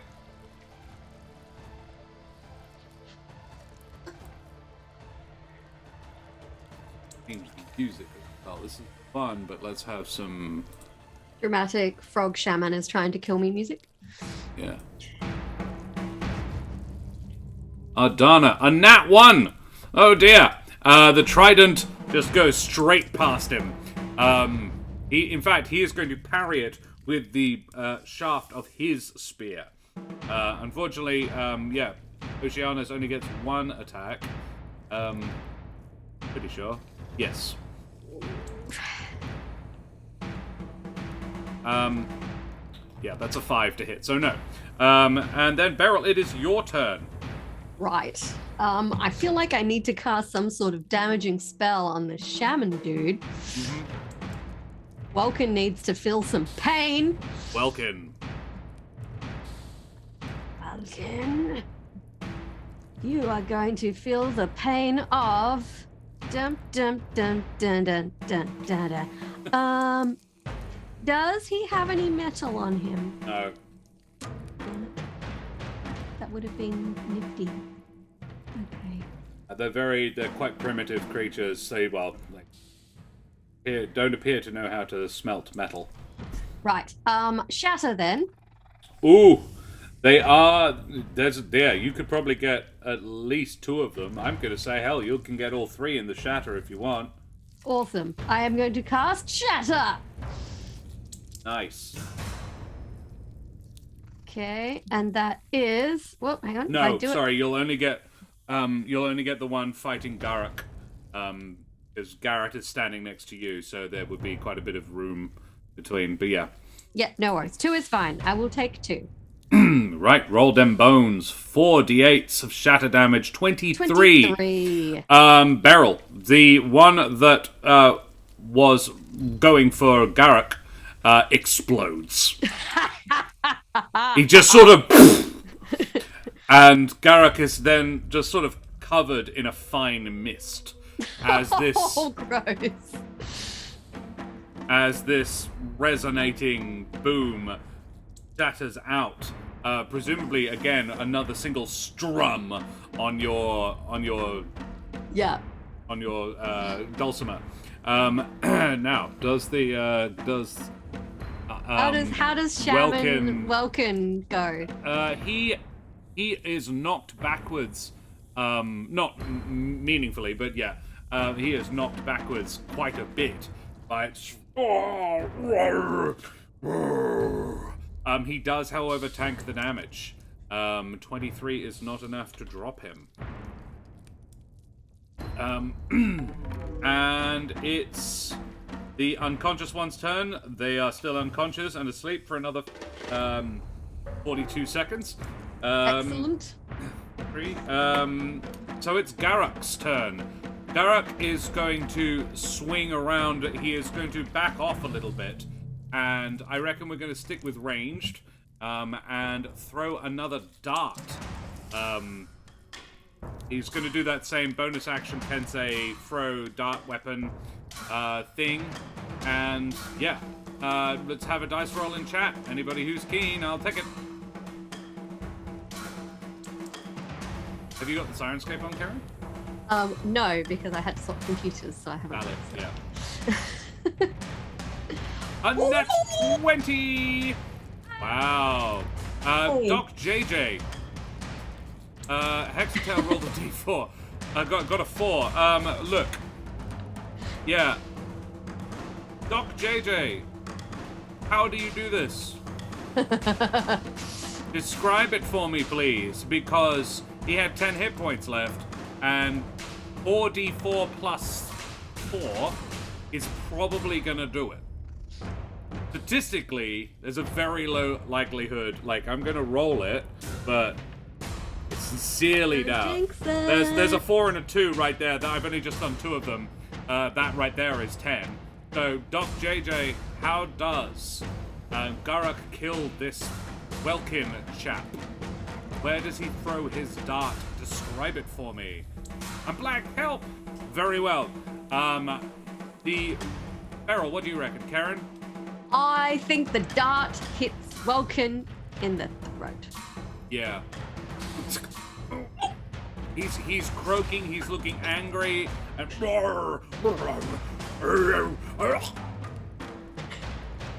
and all of a sudden he just can't talk anymore. And Garak, who is sort of holding his side from a nasty cut from a spear, goes, "That one needs to shut up." Yes, there is only one left, and it is fighting Garrett. And it's Garrett's turn. So, Hex and Tails 4, unfortunately, is the next one. So that's Garrett's attack, which misses. Garrett takes a swing with his blade, having corrected the way he's holding it. And this one ducks underneath it. Garrett just hasn't gotten the handle of quite how big he is yet, and just overestimates how much he's going to have to sweep down with his blade. Bringing it round to the creature's turn, and it's gonna basically Garrett's the one who's fighting it, so it's gonna fight him back. 15 and a 12 on the dice. I think that's 2 hits. Shit. Yeah. I was like, miss. With a plus 3 on each. Yep. The 15 is an equals beat, so I'm gonna roll a d4 and a d6. The pair of 2s. Adding 1 each time, so 6 points of damage to Garrett. He's fine. Garrett's the tough one. Garrett's the only one of the party other than you, Beryl, who has over 30 hit points, so he's down to 15. Still standing. He's alright. He's fine. He'll be fine. And it's Beryl's turn. McBluff is gifting a gift sub to Doc JJ. McBluff, you bloody champion. Sorry about that. No, you carry on, mate. I'm playing here and working. That's totally fine, Doc JJ. Hey, you rolled a 20. You're fine. Yeah. You're all good, buddy. How dare we be so demanding? Come up with creative ways to kill things. Like, what? We're not. I just wanted to throw it out to you if you wanted to have a go, but if you don't have anything, that's totally fine as well. It's sort of my job. So wait. They expect us to entertain them. I've been approaching this all wrong all day. Beryl, what do you do? Your turn. I'm gonna stab him. I'm gonna stab him. Sure. Save them spell slots. Very well, you do that. Just in case big dude on the big frog decides to wade into the shit. Wow, this is the thing. Yeah. Beryl, you look over your shoulder. Big dude on the big frog is starting to hop closer. Oh, shit. Well, I just rolled a 10, so I don't think that's... Misses, Beryl. You do actually have a bonus action, though. Yes, I do.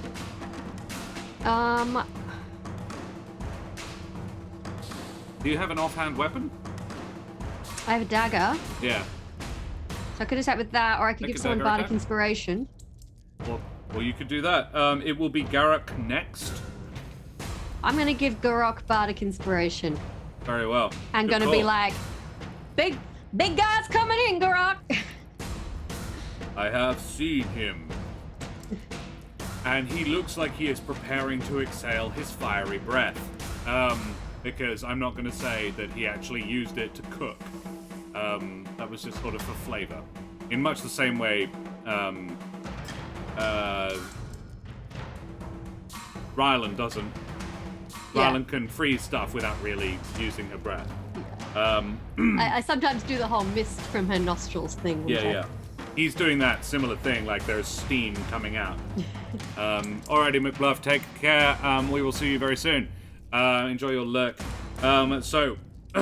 Yeah, the whole crowd with the big dude on the big frog, we're all sort of chanting, "Well, kid, until it very suddenly stopped, and there was just, well, kid, and then it's one, well, kid, oh. It's like, is there no one else? Is there no one else?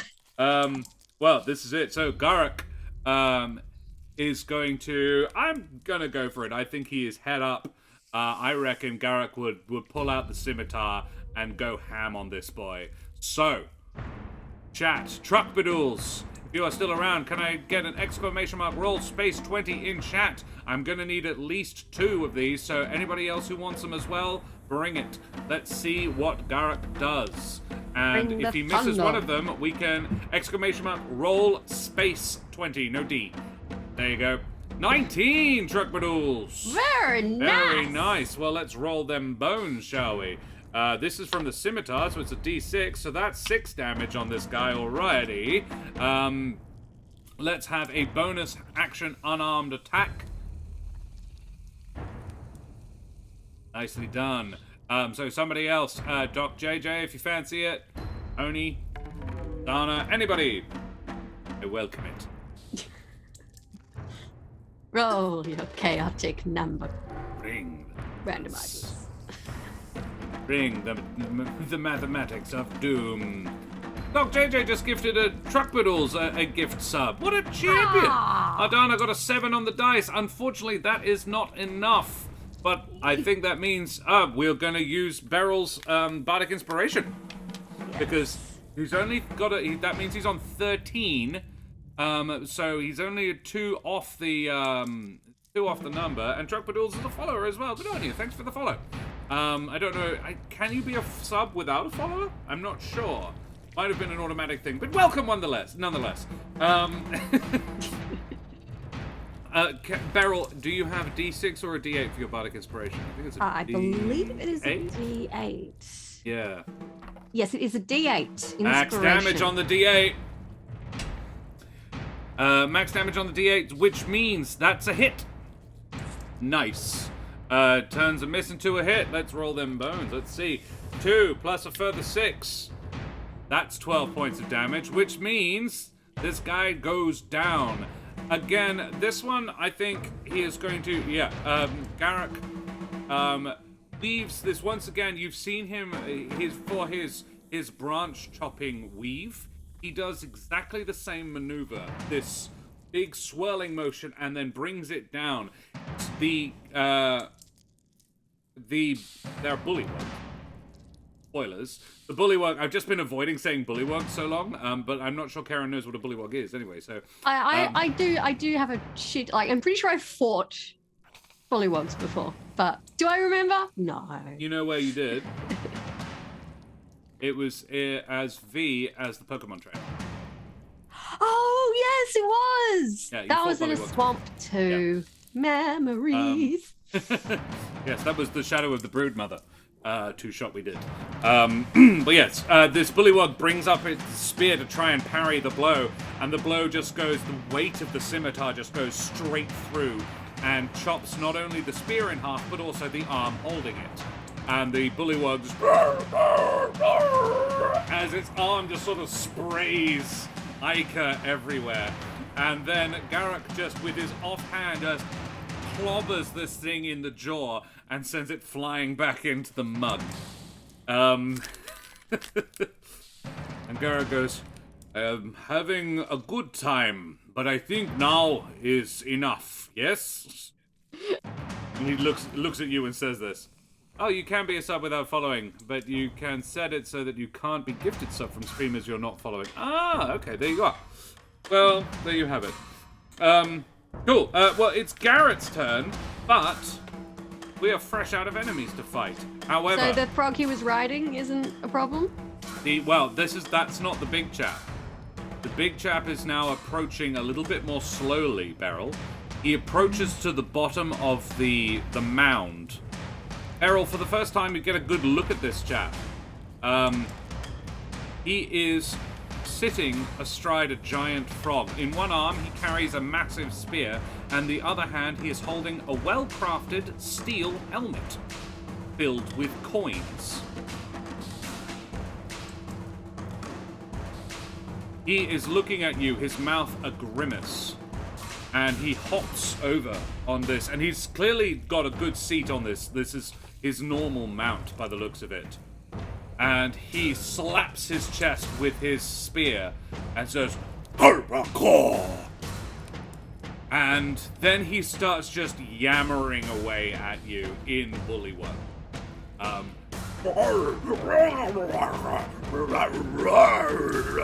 And he is... make an insight check, Beryl. The look on my face mirrors Beryl's own. You know what? Insight. I'm very insightful. Let's see how this goes. Cue the... Oh, that's nice. 25. Beryl, he is trying to intimidate you. He is trying to make you bugger off.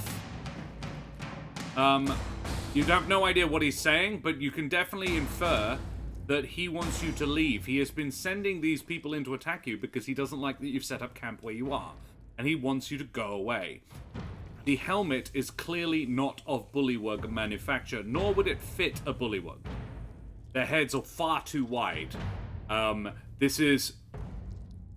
From the looks of it, it's not clean. It looks like they found it. And he wants you to go away.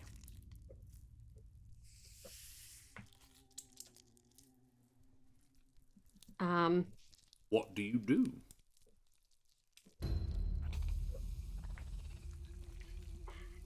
I'm just I think he's telling us that he doesn't like us camping in the swamp. Garrett and he wants us to go away. Garrett waves his blade at him as well and says, I don't really care what he wants. Don't know about the rest of you.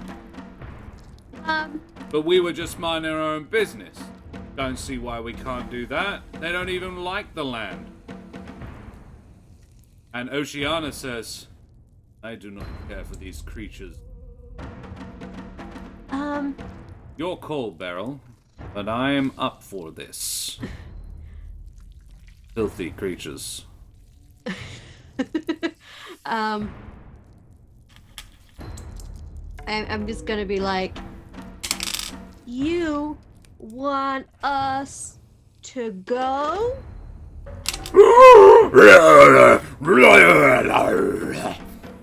I will roll for it to see if he can infer what you mean.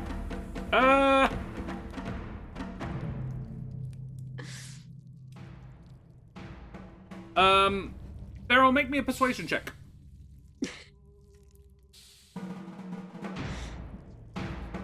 Or performance. Because you're trying to mime, I suppose. Yeah, I'm trying to mime. 18, sorry. Wow, 18. yeah, you're a plus 10. Yeah, he goes...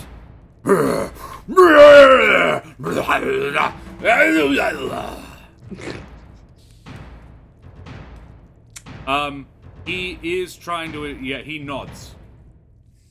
Okay, we stay here one night, then go.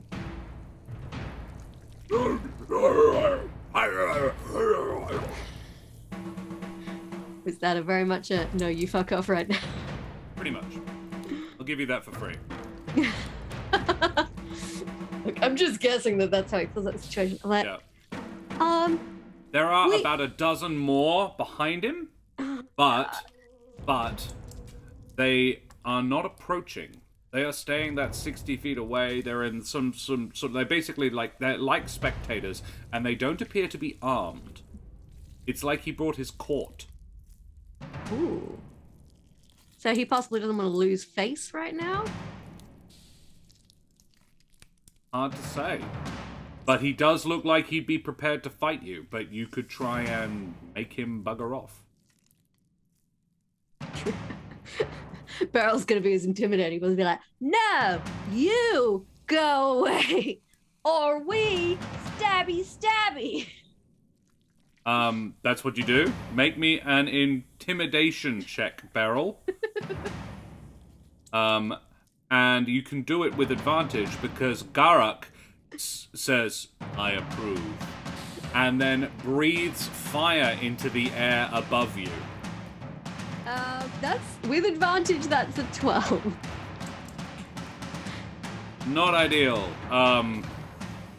And yeah, he looks at his courtiers behind him and examines them for a moment, and then and he charges towards you, Beryl. Well, it's his funeral. It is his funeral. I'm gonna keep the initiative, but I'm gonna roll a new one for him. Oh, like I feel bad. I'm just gonna hurt him, but you know, I told him he could fuck off. You did. He just got a 21 on his initiative. Well, I still have a 23, so You did. suck on that, Gollywog Yeah. King. Beryl, Killed your you're the- Welkin, and now I'm coming for you. Killed your Welkin. Took your Welkin from you. How do you feel about that, huh? Huh? However, Beryl, as you, this conversation did take a little minute, and yeah, his three, the ones you put asleep, wake back up, as he charges, and he is charging at you. The rest of them formed up around you and Garak is behind you. He is the injured one, so he's like, okay, I'm just gonna hang out here for a minute. Okay. What is my biggest baddest? I don't know why I Garrett- developed Garak it. actually has shrunk Shit. as well, because that conversation took, well, I will say he's got like one more round of it before he shrinks down, because that conversation took about a minute. So, yeah. You guys, I should have cast Charm Person. He was already hostile. Yeah, true. Okay, we're casting Shatter at 3rd level. Whenever it's my turn. It is your turn. Go for it. Oh, excellent. That is my last 3rd level spell slot, so hopefully it's worth it. Ooh, 14. Not bad. I mean, it's not great, but it's not bad. In fact, it is pretty bad. That's fucking terrible. 2 1s, a 5, and a 7. Yeah, that is a bit rough. But he doesn't like it. I'm just gonna shiny for the royal. He passes the save too. His steed, however, does not. I believe it's a con save. His con's quite good. Yeah, he got a 21 to save that. So he's only going to take half, so he will take 7 of that. Still, not pleasant, didn't like it. And in fact, I will say that you probably get in the area effect one of his others as well, one of his offsiders, as they're sort of waking back up. So I will roll save for one of them as well. They failed. So one of them just sort of, as it's the one that's lying face down in the water, its eyes, it sort of rights itself and its eyes are sticking up above the water level. And then they both turn a milky white, and all the water below them just turns green. Your bullywug voice reminds me of Matt Mercer in The Lost City of Omu. Cool, alrighty, awesome. And Marco Dasune. Marco Dasune, welcome. Thank you very much for the follow. Hope you're enjoying. It's a bit of an exciting combat. So, the Bullywug Although Royal... I may have misjudged how well we can stand up to these frogs. Raging Rolls is raiding with a party of 20. Oh, Kate O'Sullivan, hi. Raiders, Hi, welcome. Yeah, let's... I was about to say let's have a break, but no, we're going to keep going. Whee! You live in Perth, Western Australia by any chance, do you? Because I know a Kate O'Sullivan from Perth. No, we've established this. We do know a Kate O'Sullivan, yeah. Oh, it is the Kate O'Sullivan. It is that Kate okay. O'Sullivan, yes. Cool. Yeah. Inflatable Cat, Raging Rolls, Kate O'Sullivan, welcome, guys. Thank you so much for the raid. What were you guys doing? I am going to type exclamation mark shout out at Raging Rolls. It'll tell me. They were playing D&D. Woo! What were you guys doing, though? Tell us about it. What happened in your game? Anything exciting? Or were you prepping? D&D prep is also a valid use of one's time online. So, the Bullywug Royal is now going to reach you, Beryl, on his giant frog mount. And, yeah, he's going to take a stab at you. He has a royal spear. And he is... Because he's on his mount, he gets advantage on the attack, meaning he gets an 18 to hit. He's gonna soil my new armor, isn't he? Very low damage though. For 7 points of damage. He then is going to. Yeah, he is going to then, rather than using his bite attack, which is his other option for multi-attack, he is going to instead go, roar, roar, roar. And the 2 remaining bullywugs who are standing next to him rise from the water, the nasty, goopy fluid dripping off their forms.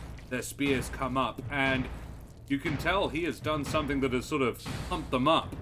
Ooh, they were playing Spelljammer. How was that? Spelljammer first session. Dope. Super exciting solo. I'm glad to hear it. Yeah, tell us more. What were you doing? Were there giant space hamsters? There better have been. Otherwise, if there weren't giant space hamsters, were you even playing Spelljammer? Excuse you? Which one? Dog Skinny, or bunnies? She's rolling the ramekin around. Sweetie, do you mind? I'm live streaming over here. Yeah. Cool. Beryl, it is now the 2 original boys that you put to sleep. They are going to rush up. Seeing as the king has got you, they have decided that they will go for your offsiders. So Oceanus is going to take on one, and Garrett is going to take on the other. The one going for Oceanus is going to has advantage on its attacks now because of what he did. He misses with that one, however.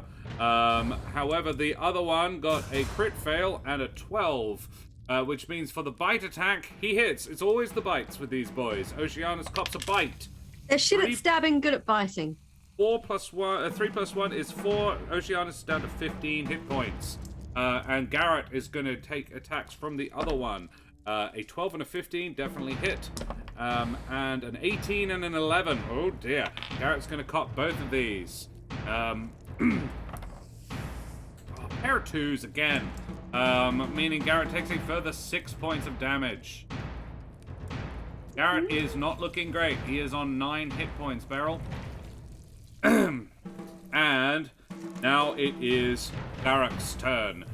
Garrick, the frog took the full as well. I need to make that. Yeah. Garrick is going to... Ooh, I've got an idea. Garrick is going to, with one of his daggers, attack the frog. The giant frog.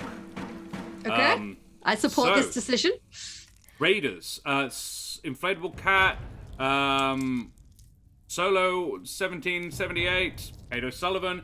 Anybody fancies rolling me !roll space 20 in chat? This will be Garrett's. This will be Garruk's attack roll. Garruk, the brass dragonborn, is a Kensei monk, and he is throwing darts with nasty accuracy.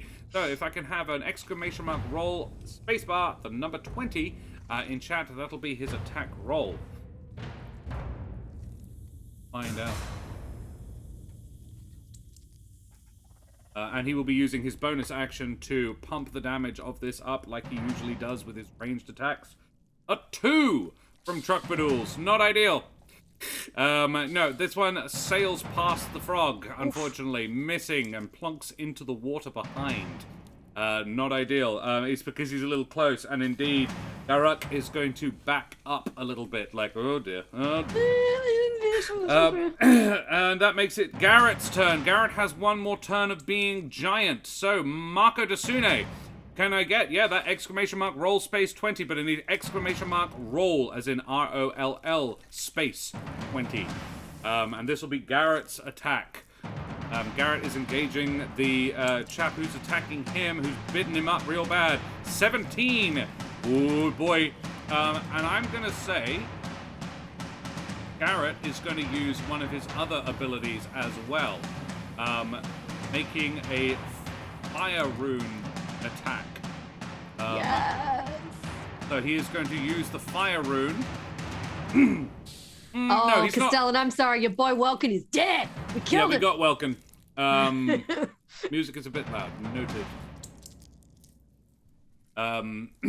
He can't do that on this turn, but there isn't a huge amount of point either, I don't think. So, Garrett is going to make a scimitar attack, which means we need to roll that one, and roll an extra d6. 4, so 7 points of damage, and then an extra d6, because he's big boy. All for a further 5. 6 and 5 is the 7 and 5 rather is 12 hit points. Garrett once again just splots this guy. Garrett, actually, this one's more of a bada swing moment. Marco Dasune, nice hit there. Garrett takes aim and then just yeets. Again with the flat of his blade. He is really enjoying being bigger than these things. And just yeets this frog, this broken mass of frog, clear across into the middle of all of the courtiers who are waiting and watching. And they're just this bits of it flying off as it goes. Just a leg comes off and here and there. And sploosh, about 30 feet away. Next up is Oceanus. Oceanus with just yeets that boy. Oceanus is going to make a trident attack against that one. So I'm going to need more in chat. Castellan, do you want to roll me !roll space 20, please? For Oceanus to see if he can't skewer somebody. And then the French descend. Clevering chops. I mean, yeah, there is 10 dead frogs, or there will be soon. 16 on the dice. That is very good. Min damage, unfortunately, but it's still 4 points of damage against this boy. The last of the normal bullywugs takes a trident in the stomach and goes, but he is not done yet. Beryl, we are back at the top of the order. And you've got this boy, this giant frog bearing down on you, the frog king, Gulpagore, his name is. Are these bullywugs? Yeah, they are. A little bit, yeah. They're being very not understanding about the whole everybody's in their swamp. Is this dude wearing any metal? Yes. Tell you what he is. He's holding a metal helmet. It's about to get real hot. Love it. You're going to cast heat metal on it? I cast heat metal on the helmet. Nice. He won't see that coming. He definitely won't. Heat metal damage, 2d8s, 12. That's better. And I don't believe... Is there a save attached to it, or is just... I don't believe so. Must succeed a Constitution saving throw or drop the object if it can. Ooh, okay. Con save. He fails. He drops the helmet and all the coins in it. Fortunately, he is on the ground next to you, so he's not in the water. So the coins, some of them do fall out of the helmet. It's upside down, and there's a big amount of coins in it. Quite a few fall out of the ground, but he goes, as it burns his hand, and he takes a further 12 points of damage. Very nasty. Beryl, good job. You have a bonus action if you want to do anything with it? Yes, I'm going to give the next person in the order Bardic Inspiration. Noted. Cool. It's now the king's turn. King Gulpagor is going to use his action to attack you twice, Beryl. The first time, 19 on the dice for his spear, meaning 2d6. So not great. 5 points plus 3, 8 points of spear piercing damage. I'm down to 11 points. And you are medium or smaller, which means I need a DC 13 save. What type of save? A strength save. Oh, God. Go on, Beryl. 11. Beryl, you are knocked prone. So you are knocked flat. And then he attempts to bite you. Fortunately for you, now you're prone, you're a little bit harder to hit. Because he's just having to reach down, and he knocks you flat. So instead, his bite is going to go to Oceanus, I'm going to say. Will hit, unfortunately. His bite was, like, the number was good. So Oceanus cops a bite, which is a single D4. Max damage, though. So 5 points of damage. Or is it 6? It is. Ooh, it's actually... His bite attack is a D6. I'm going to... Alright, I'll roll it again. Min damage now. Okay, good. Well, it's still 4 damage on Oceanus. Oceanus is down to 11 as well. However... If this party dies from a pack of bullywogs in a mother freaking swamp, I'd be so mad. The one Oceanus is fighting is still up, and it's... well, actually, you know whose turn it is now. It's the giant frog. The giant frog is going to make a bite attack against you. It's only got the one attack. Has survived so much crazy shit, and she's gonna die by being bitten to death by bullywogs. He hit you. It's a 16 on the dice. For 1d6 damage, 2 plus 1, 3 points of piercing damage, and you are grappled. Shit. It is. You fall to the ground in front of it, and it noms you, and it holds you in its mouth, Beryl. But that's its turn. Then the last remaining bullywog, who is doesn't have advantage anymore, so a nat 1 with the spear. Oceanus deftly parries the spear attack from this creature, and then it tries to bite him. And succeeds. The bites are really dangerous. For a further 3 points of damage. Oceanus is down to single digits. 8 hit points. I'm however, 9, he's 8. It is now all of your turn. Garruk is on 7, and it's his turn now. Garruk, I think will go again with his he sees you. Basically, he was standing behind you, and he's quite a bit taller, but he sees you go down, held in the mouth of this giant frog, and he once again is going to attack the giant frog with his darts. So, Doc JJ, can I get an exclamation mark roll space 20 in chat for Garruk? You need a hit here. The frog is not a particularly hard to hit creature as well, so this shouldn't be too hard. Please hit the frog. I don't want to die killed by pollywogs who I underestimated. 17! does hit. Yay! All right. Tell you what, Doc JJ, seeing as a hit, can I get !roll space 4 in chat, because that's the attack numbers, and we need. This frog does not have many hit points left. Come on. You can do it, Doc JJ. I believe in you. Yeah.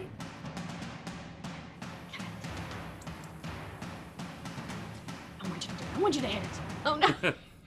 2. Is 2 enough? 2 plus his attack modifier, which is 4, and he uses his bonus action to roll another 3 on the other dice, is enough to kill the giant frog.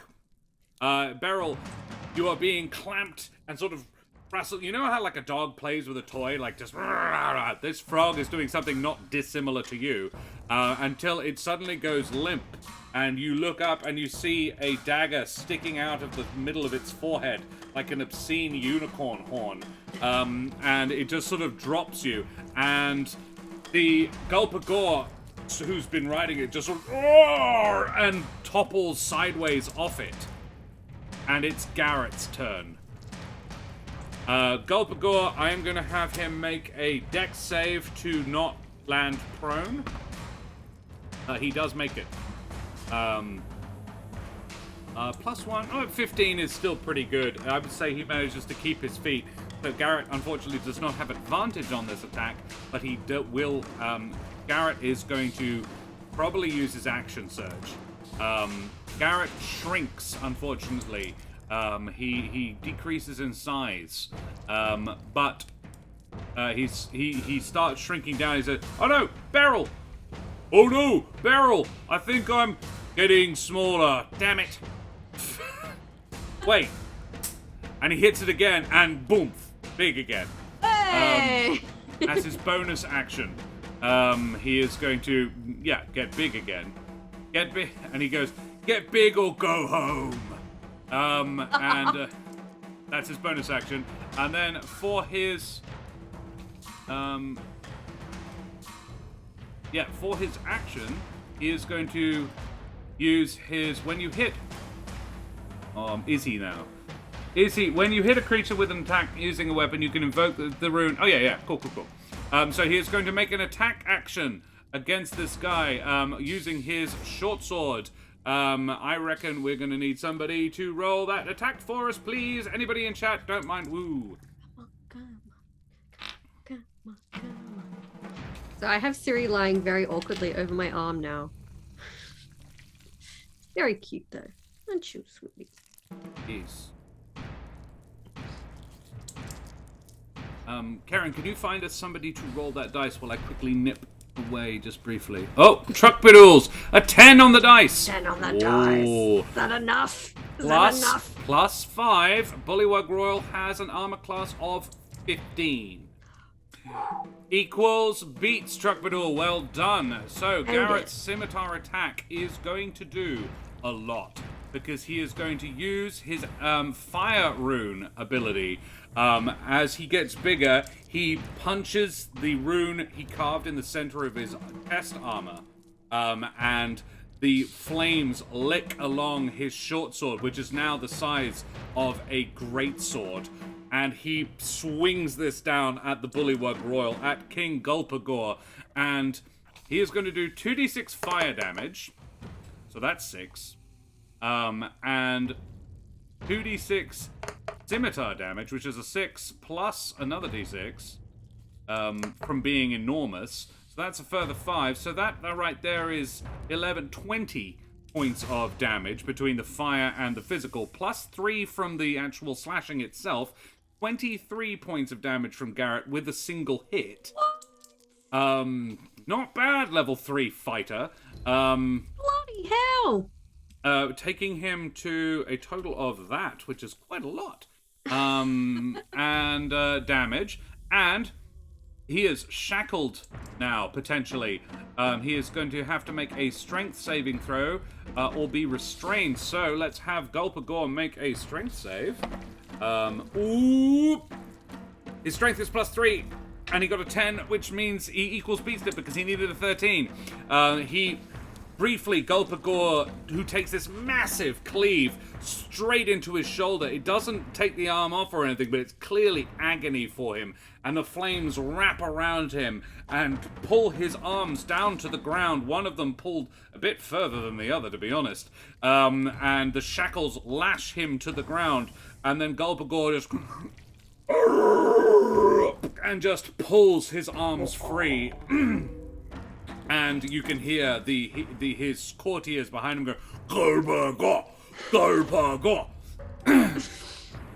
Gulpagore does this, then Garrett's like, oh no, you don't get away that easy, and he takes a second swing with his action surge. He is burning all of his expendables of this fight. Can I get another roll in chat, please? Anybody who feels like it. Another exclamation mark roll space 20 for Garrett's second attack. Above 10, please. Just anything above 10. 10 is the number you need. Anything above 10, we'll take it. Mainly because Garrett's been a total badass right now, and I want him to feel like he can follow through on that.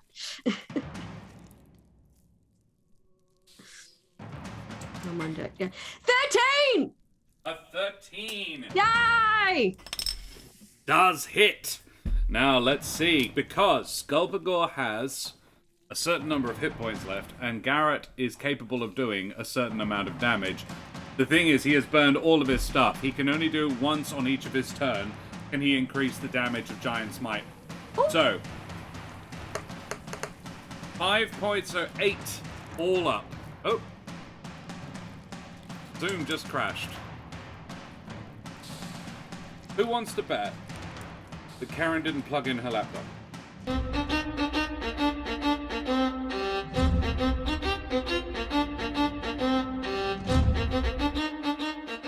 Vast and ahoy, mateys. We be back. Thanks for bearing with us.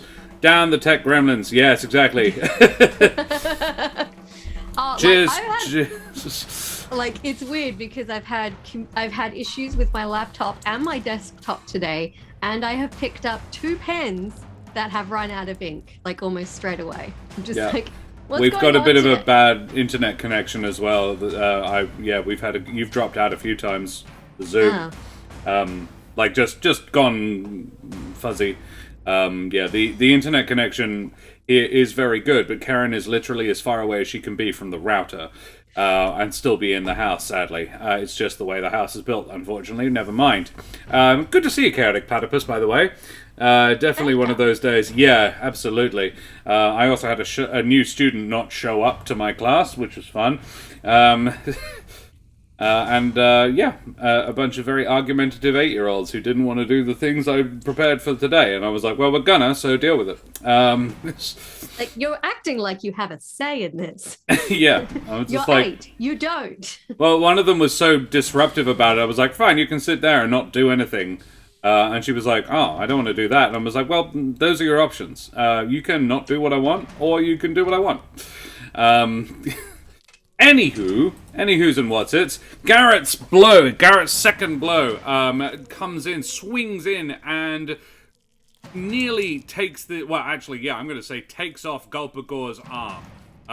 He manages to flex his arms free, and then Garrett's like, no, not like that, and takes the arm off, and Gulpagore, but he's still got one, and he's still standing. He's not looking good at all. It's now Oceanus' turn. Oceanus is still one-on-oneing the other guy. So Oceanus is going to continue fighting that guy. Chaotic Platypus, would you roll me an exclamation mark roll space 20, please, for Oceanus? Fight mod. Well, he's the least good in combat, and he's been doing reliably well.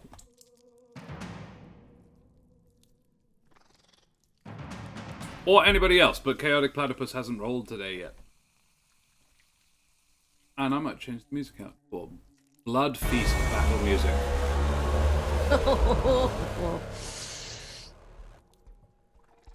Sorry, that was very loud. Or somebody else. I don't mind. Chaotic Platypus is traditionally a lurker. Just make sure we're actually, I'm looking at the right screens. Yes? Yeah? Come on, chat. I need these numbers. Give me the math of death. It's like killing people with math. Sorry, working and lurking. No worries, Counter Platypus. Not a problem at all. Then somebody else. Anybody. I don't care who. Truckpadoodles. An 8 on the dice. Plus 4 does not beat this creature's AC. So unfortunately, yes, no. This time, it's a fairly even matched duel. This time, he tries to just power straight through, and the Bullywug manages to knock his trident aside using his spear's haft.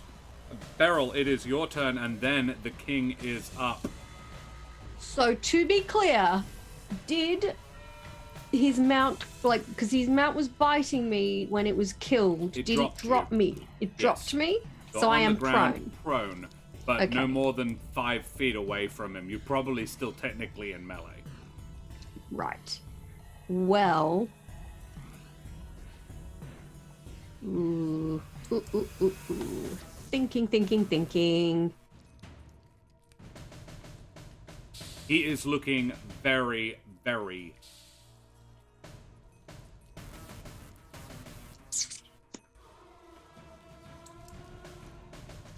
I am going to...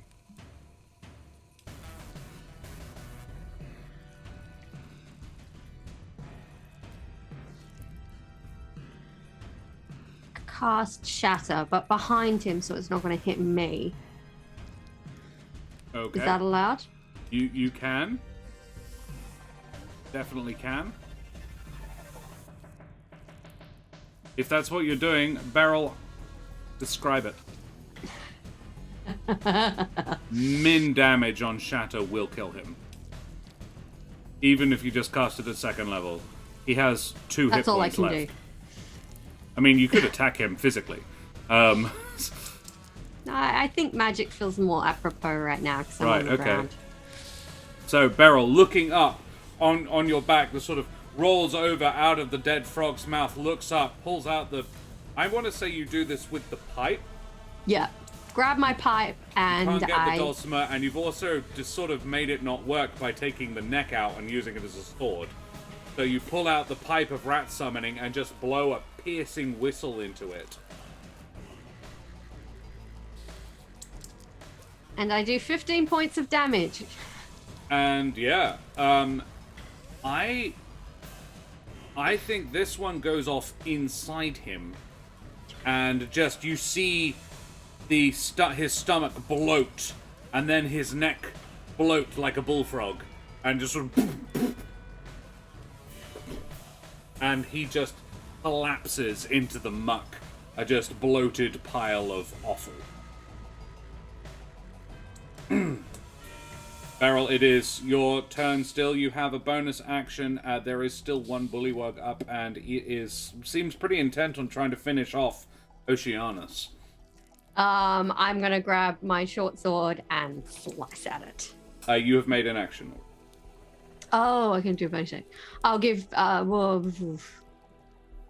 action. The next up on your team would be Garuk.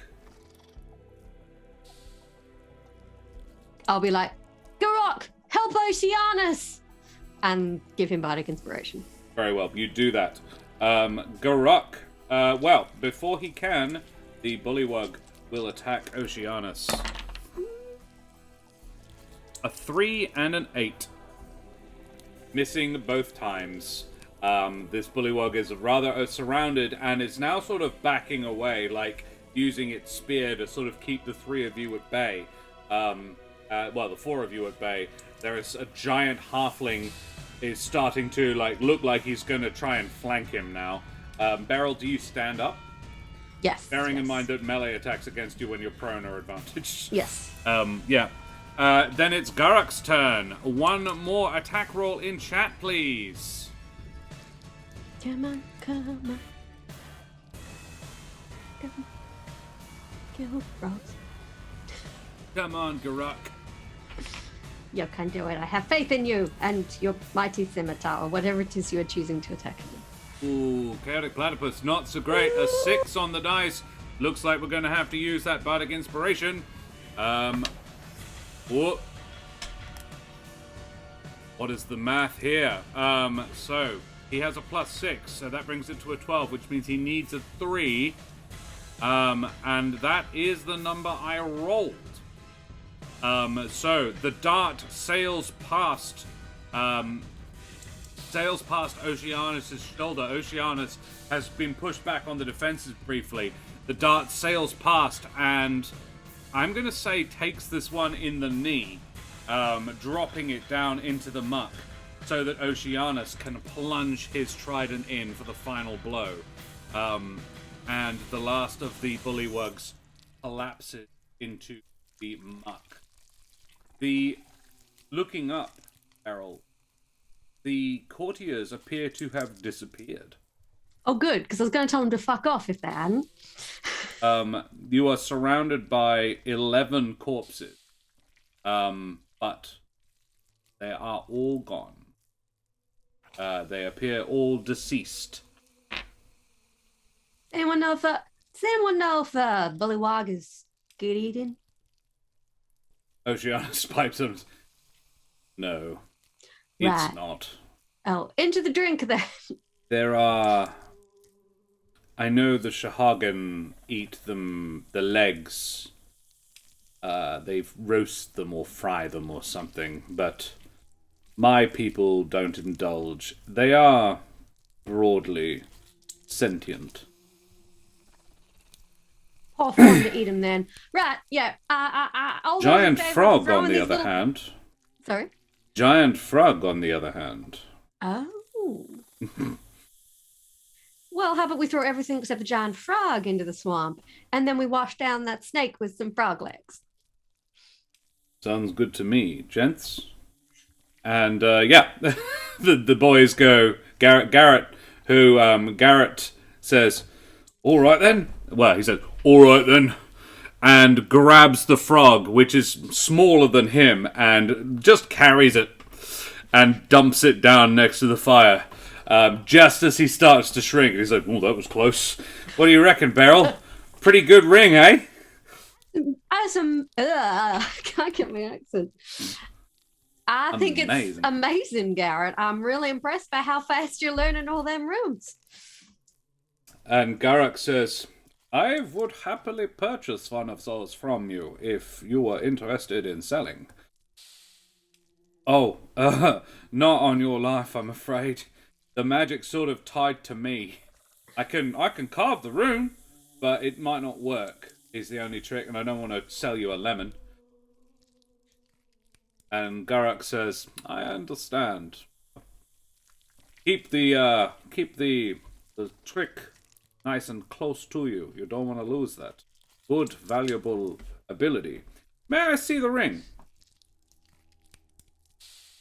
And Garrett says, yeah, do you speak giant? No. But I am curious to see the workmanship. And yeah, so you commence the activity of the evening of roasting frog legs. I'm actually gonna get a pot out, put the frog legs in it, pour some beer over it. I'm like, we're just gonna let that sit for 10 minutes. Oceanus assists you, and Garrett is talking over the ring and the rune with Garrett. Beryl, there was one element in that fight that you don't seem to have paid too much attention to yet. Oh my god, there's gold! I got so distracted by wanting to eat the giant frog that I forgot about the gold. Oceanus says, yes, the trip is already paying fruit. Though magic items and raw money is not necessarily a bad thing to have when dealing with Lizardfolk. This is true. We can consider this like a little bribe money if it comes necessary. Wouldn't be a bad idea. Beryl, make me an investigation check.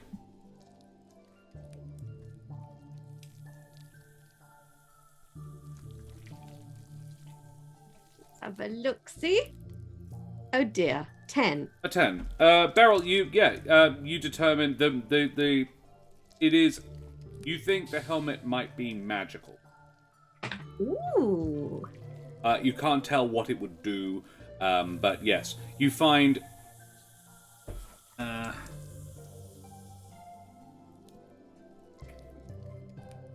325. Oh wow! No, I'm nerfing that.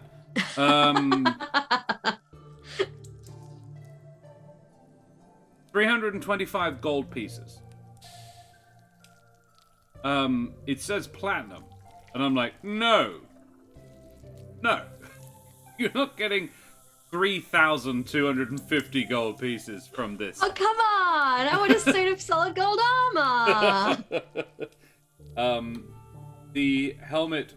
Other members of your party might be able to have a better idea what it is. As you gather up 325, you have to play like 325 gold pickup. Yeah, you managed to find... I do that while the frog legs are marinating. Yeah, you and Oceanus, between the two of you, managed to gather it all up. Oceanus has a look at the helmet and says, "Strange. This is not bullywug manufacture, but I wouldn't have said it was Lizardfolk or anything like that. This is landfolk armor. Not elvish, is it? It looks Rhenish, actually. Oh. Interesting. Yeah. If you had to guess, it's not really an elvish style helmet. You would say probably more likely Rhenish. But it's extremely well made. What it does look like, however, now he points it out, it looks like it was submerged for quite a while. Needs a little buffing out. Yeah. He says perhaps they found it. Well, that'll be my assumption, or they, relieved someone of it who had the misfortune to try and camp on this island. Quite possibly. I wonder why they were so touchy about that. Possibly they were worried we had come to take their prize. Oops. Stupid creatures. Yeah, well, they should have just left with it. Yeah, what's the phrase where your actions to prevent something happening end up kind of making it happen when it probably wouldn't have if you didn't do anything? Self-fulfilling prophecy? That's the one. That's the one. You return to the campfire and see Garrett is now is now sort of stirring the stew. Stirring the frog's leg stew. And Garrick has got his scimitar across his knees again, and he has balanced the ring inside a small vice that he has clamped to his scimitar. And he is working at it. He has a pair of very small spectacles balanced on his snout, and he is doing something to the ring with his with a very small set of tools. Ooh, what's going on over here? Oh, Garrick said I did a really good job, so he wanted to pimp my ring a bit. Oh, how exciting! You do, friends, for traveling companions like this. This is mine skill. And Beryl, you notice that he is using jeweler's tools. It seemed Garrett's particular trade is jewelry. And I made that up before this whole event. It was not my intent to do this, but Garrett made quite a big thing with his ring, and yeah, I like that. That's really cool. I like it. What he had before was the band you bought him. Basically, it was a signet ring without any markings on it. He had then carved a giant's rune on it. About half an hour later, when the stew is good and actually a proper stew takes 4 or 5 hours, but I was just going to marinate them for a bit and then and then skewer and roast. Cool. Cool, I like that. So it takes after about half an hour, and the dinner is ready. Garrick looks up and says, "There, try that, my young friend," and hands it back to Garrett. And Garrett slips it on and goes, "Oh, thank you. Very cool. What do you think, Beryl?" And shows it. And it is now basically, he has carved the ring, or like shaped the ring to accentuate the design by adding more detail around it. The style is more dwarven now. The rune itself is still giant, but it's been sort of added to with dwarven style, almost like knotwork, almost like Viking style knotwork. The scrim, it's not scrimshaw. There's a term for it where they do leather work, but they carve leather. I can't remember what it's called. But yeah, it looks like that. It has that sort of feel to it. And yeah, he's basically just carved the metal of the ring out into these added shapes, and he goes, That's very nice and really cool that it came from both of you. You know, two valued allies." And Oceanus just is stirring the pot now, going, "I am only saddened I have no skills to add to it." Oh, I'm sure we'll find something useful for you to do. You know, because you've been so unhelpful thus far, you know. And yeah, do you want to do anything else with your evening, Beryl? Other than humbly suggest that we have a long rest, keep watch overnight. Yeah, that's it. Just in case the next Bollywood king is just like, we're gonna fuck these guys up. I'm gonna finish it. Like, none of you got knocked unconscious, but all of you got pretty badly hurt. Yeah, most of us were under 10 points. Yeah, all of you were under 10 points. I think all of you were actually 8 or below. It was good, and Garrick was good for that. Like, he's good when he switches to range. Who knew? Kensei Monk, good. Yeah, cool. Alrighty, well, you have a long rest and stand watch overnight. Beryl, make me a perception check for your night watchman activities, and I will roll for the boys. Oof. Oceanus got a 4. 18 for me. Oceanus got a 4. Garrick got a filthy 20, and Garrett got a 14. Oh no, 12. So it is, knowing that, mildly surprising, I imagine, that you all wake up the following morning completely unmolested. You ate the left frog's leg, but the right frog's leg you left stewing. So you wake up to a pleasant smell of stewed frog's leg for breakfast, and you proceed along your way. And I think we'll leave it there. Leave it there. Marvelous. Oh, that was fun. It was a good battle. I'm just going to change the music up a little bit.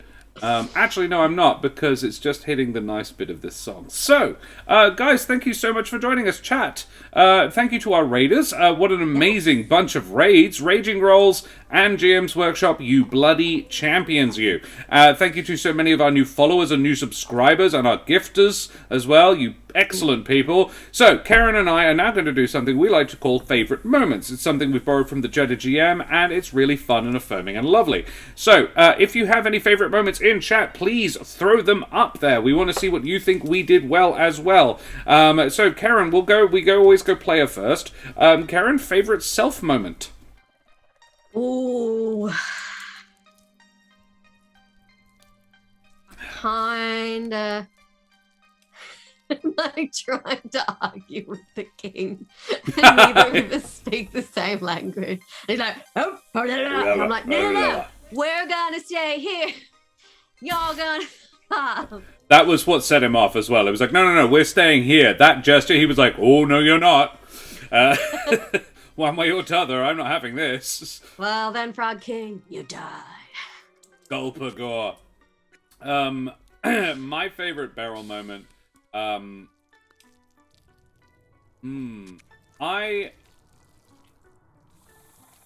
I quite liked. I like how you play Beryl as the center of this little group. And they all sort of, it's weird. In almost every game you play, you wind up playing the leader. Which is weird. It is because, and it's weird because, love you though I do, that's not your normal position. That's not what you instinctively assume. It's me. It's just Beryl and Ryland and Kesh. V not so much. V was an independent loner, so she led, but it was led herself. And I think the whole thing could have been resolved from a kiss for the poor frog prince. Oh, yeah. Then you chopped his legs off and ate him. And he was delicious. Yeah, it was. It tasted good, that one, as well. I love that. Yeah, I love how well you've sort of, you bound this little group of NPCs around you. I also thought, good use of sleep. Takes out 3 in the first wave. Very good. I think you use your spells very well this round. Do we have any other favorite moments in chat for Karen and also for me? I've got a couple of favorite chat moments as well. I thought the Nat 20 from Doc JJ was pretty cool. It came at a really cool moment. Yes. Well timed. Yes, and also all of the gift subs today. It was just generally as the channel runner. That feels good. It feels nice. It's nice to be appreciated. So I appreciate the heck out of that. There was some good jokes in chat as well. Who yeah? made me laugh? Who made me laugh really hard? I'm gonna go find it. I remember an Ardana comment, but I don't remember what the Ardana comment was. But I do remember it being funny. Yes. And Welkin was fun. Yeah, that I'm really glad that that's our 4th NPC generator. It was till I choked with what to do. Epic fail. Yeah, but there we go. That's totally fine. I'm the DM. I should have been the one to describe it. I just sort of I like throwing it to peeps if peeps wanna. The last time I did it, I think it was Tony Karlstrom who rolled a nat 20 for one of the guys in the big battle at the end of Monsters and Magic, and said go for your life, and he did. He wrote a paragraph of how a big servant dude basically just obliterated a cultist. It's quite upsetting. Significantly more visceral than Garrick. That one. Froggy of Blows. Very good, yes. Yes, that was it. That was most amusing. My favorite meme moment is Garrick, generally. I really like him as an NPC I've been obliged to make up and then flesh out. He's a really nice, affable guy. He's someone who will definitely pop up in other worlds as just a cool extra character, someone to play. I've got a small stable of NPCs that I just like to trot out again and again. Helga has appeared, I think, 3 times now in various forms. Once as a chef. Just fun, and I definitely think, Garrick is very cool. Just a nice chap, and monks are dope. Monks are so cool. I didn't want him to be overpowered. I also think I balanced that fight really well. Yeah. I was worried, but we made it. Yeah. It was close. If I'd gotten lucky a couple more times, I could have taken. I'm very happy with reducing the entire party to under 10 hit points apiece. I'm going to go out here and give you a favorite moment for each of your NPCs tonight, because the NPCs did a good job, and I kept quite detailed notes tonight because apparently I was in the mood. I really enjoyed the new outfit I got from Captain Xanthras. Yeah, it was cool. That's fun. I enjoy that a lot. I enjoyed Oceana skewering the snake. Yep. Just out of freaking nowhere. Wow. Garok straight up punching through a frog. Yeah. Garrett in combat generally with his size was wonderful. But particularly him yeeting the frog with the flat of his Another I had another, if I had to go one more favorite meme moment, I would point out I try to alter the pitch of his voice as he changed size. Yes, I did notice. I appreciated that. That was fun. Cool. Alrighty. Well, thank you very much for those favorite moments. So, Karen, we should probably go away from here now. But we probably should. Could you tell me about Ukraine? Ukraine. Ukraine has its own Bollywog-style infestation of unwanted visitors. Russians. Are they easier to kill? If only they were as easy to kill as Bullywogs. And left helmets full of gold behind. And understandably, a lot of Ukrainians have done what we didn't do and just kind of got the hell out of there. Yeah. Which is a completely legitimate choice to make, and probably in real life exactly what I would do.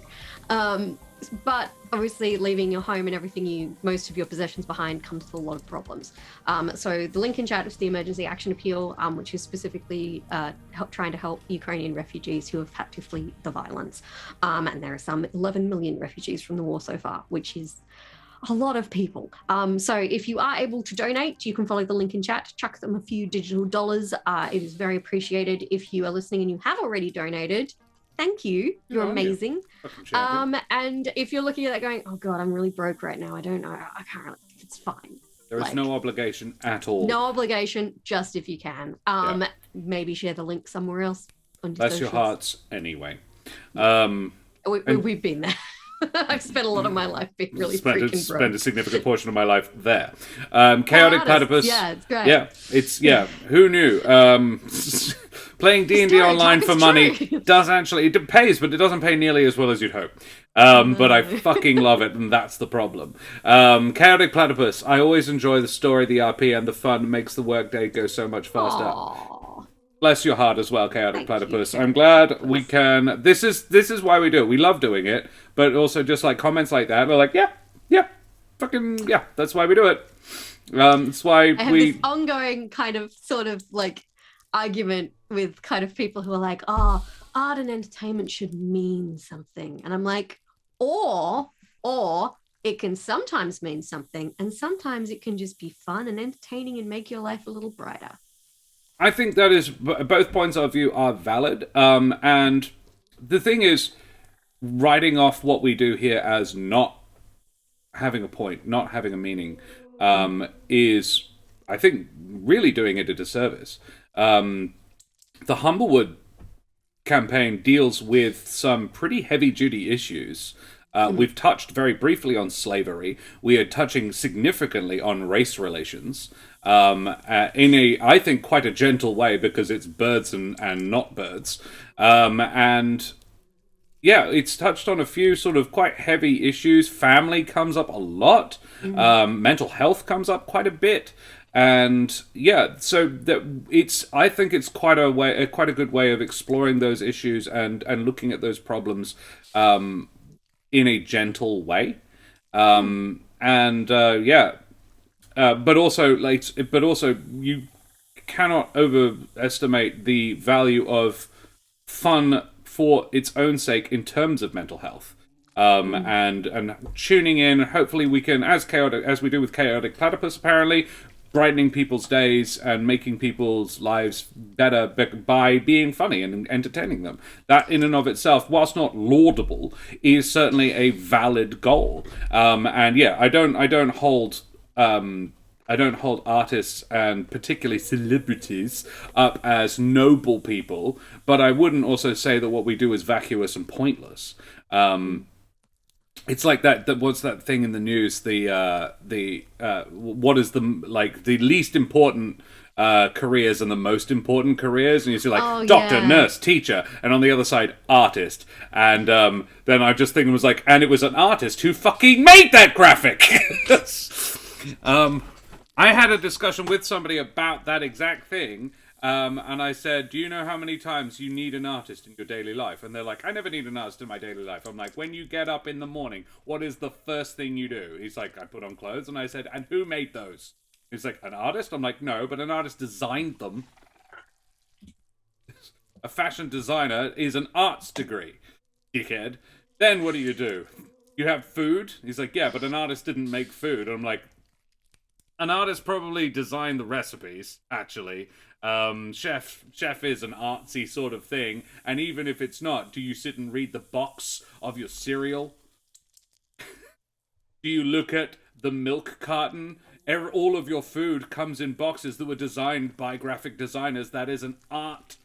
What do you do with your evening when you get home from work? Do you watch exclusively the news or sport and turn it off whenever the ads come on? If not, if you do that, then maybe you manage to avoid any further art in your life. Otherwise, there's a good chance your days feature art. Though there are those who argue that those who work in advertising are not actually artists. I would say some advertising is art and some ain't. But most advertising contains actors. It's so funny. Like I talk to if you talk to like filmmakers who've like worked with like advertising people. Oh yeah, I wouldn't call they're that so art. Scathing. It's so funny. They're like, they think they're so creative, but they're soulless corporate. No, I've shot a few commercials, and the number of times I remember one of them where we did over 30 takes of a single shot because the people we had the producers, the advertising executives from the company in question sitting in a room in the house watching a split of the show of what we were doing, and they kept sending back out, no, I want it, no, a little bit different. But the note they always sent back was, can we just get another one? Another option? We just, a little bit different. It was never, can we have it a bit more like this? They didn't say what they wanted different. They just wanted different. And ultimately, the director went, all right, fuck this. I'm going in. We're already 45 minutes over time, and the actors have been in cold water for 2 hours. And so he went inside and said, what do you want? They said, options. And he's like, fuck you. And went outside and called cut. And they're like, no, we want more options. He's like, you've got 30 options. And they're like, well, they're really similar. It's like, because you weren't giving us any direction. Do you actually have something you want specifically? And they're like, no, really. And he said, then we're stopping now. Bye-bye. Yeah, you cannot avoid art. Resistance is futile and also pointless. Don't bother. Why would you? Art is great. Anyway, that's my art rant. And yeah, maybe I wouldn't call everything I do here art, but I'm a storyteller and stories are art. Fuck you. Sometimes it breaks my heart that some of the like best creative work I've done has been in like the least like respected art that I've done. Yeah. Like still one of the best sentences I've ever written was Constellation of Spermatozoa. And that was in a freaking erotic short story, so no one respects that. But a lot of people laugh at it. But a lot of people have laughed at it. I will take that. And this is the thing, yeah. Like, most of our art is comedy. It's funny. And that's, I say, as Karen and myself. We've worked together almost exclusively. And it doesn't devalue it just because people are laughing at it. I spent many years trying to write serious dramatic stuff, and then because I'd been told that comedy was really hard, and then I tried writing comedy, and it is really hard, but I'm a lot better at it.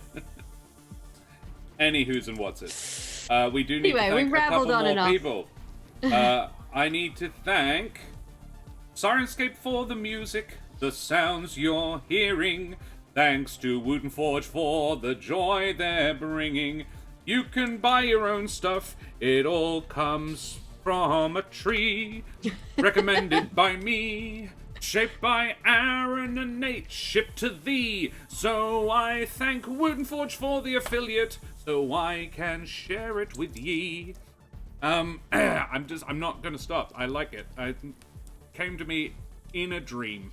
I'm not even kidding. Oh, that explains a lot. Yeah.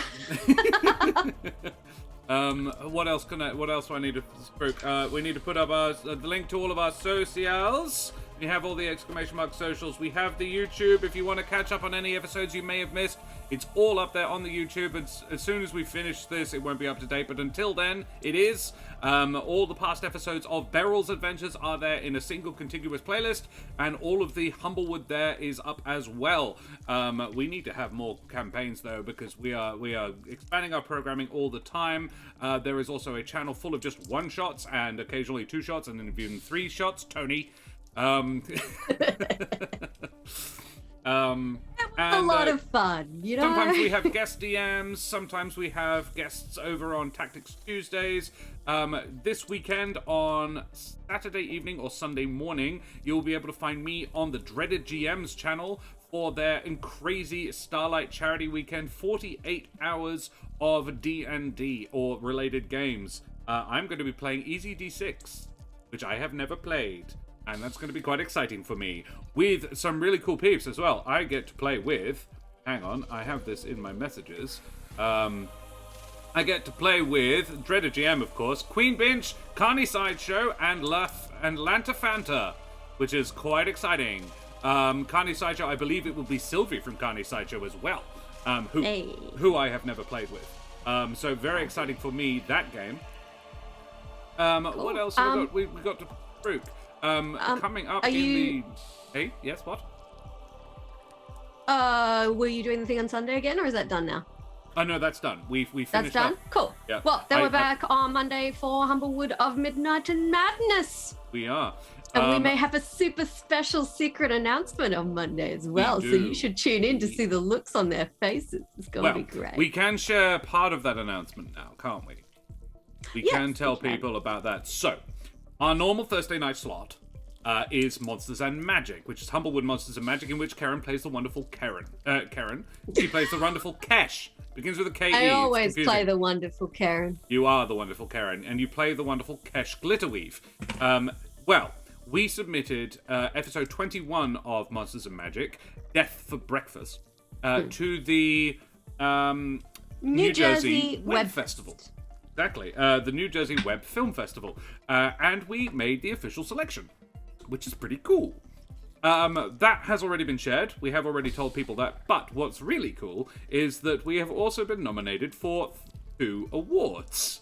Well, we've been nominated for 3 awards, and we'll tell you 2 of them now. We got nominated for, and this is really cool, Best Overlay Design for Serum 76. Yes, Serum got an official nod for his overlay design, which is really cool because all of our other overlays are me. I'm like, damn it. We also have a nod for best overall live stream, actual play live stream, which is like best film. And I'm like, what? But for live streams.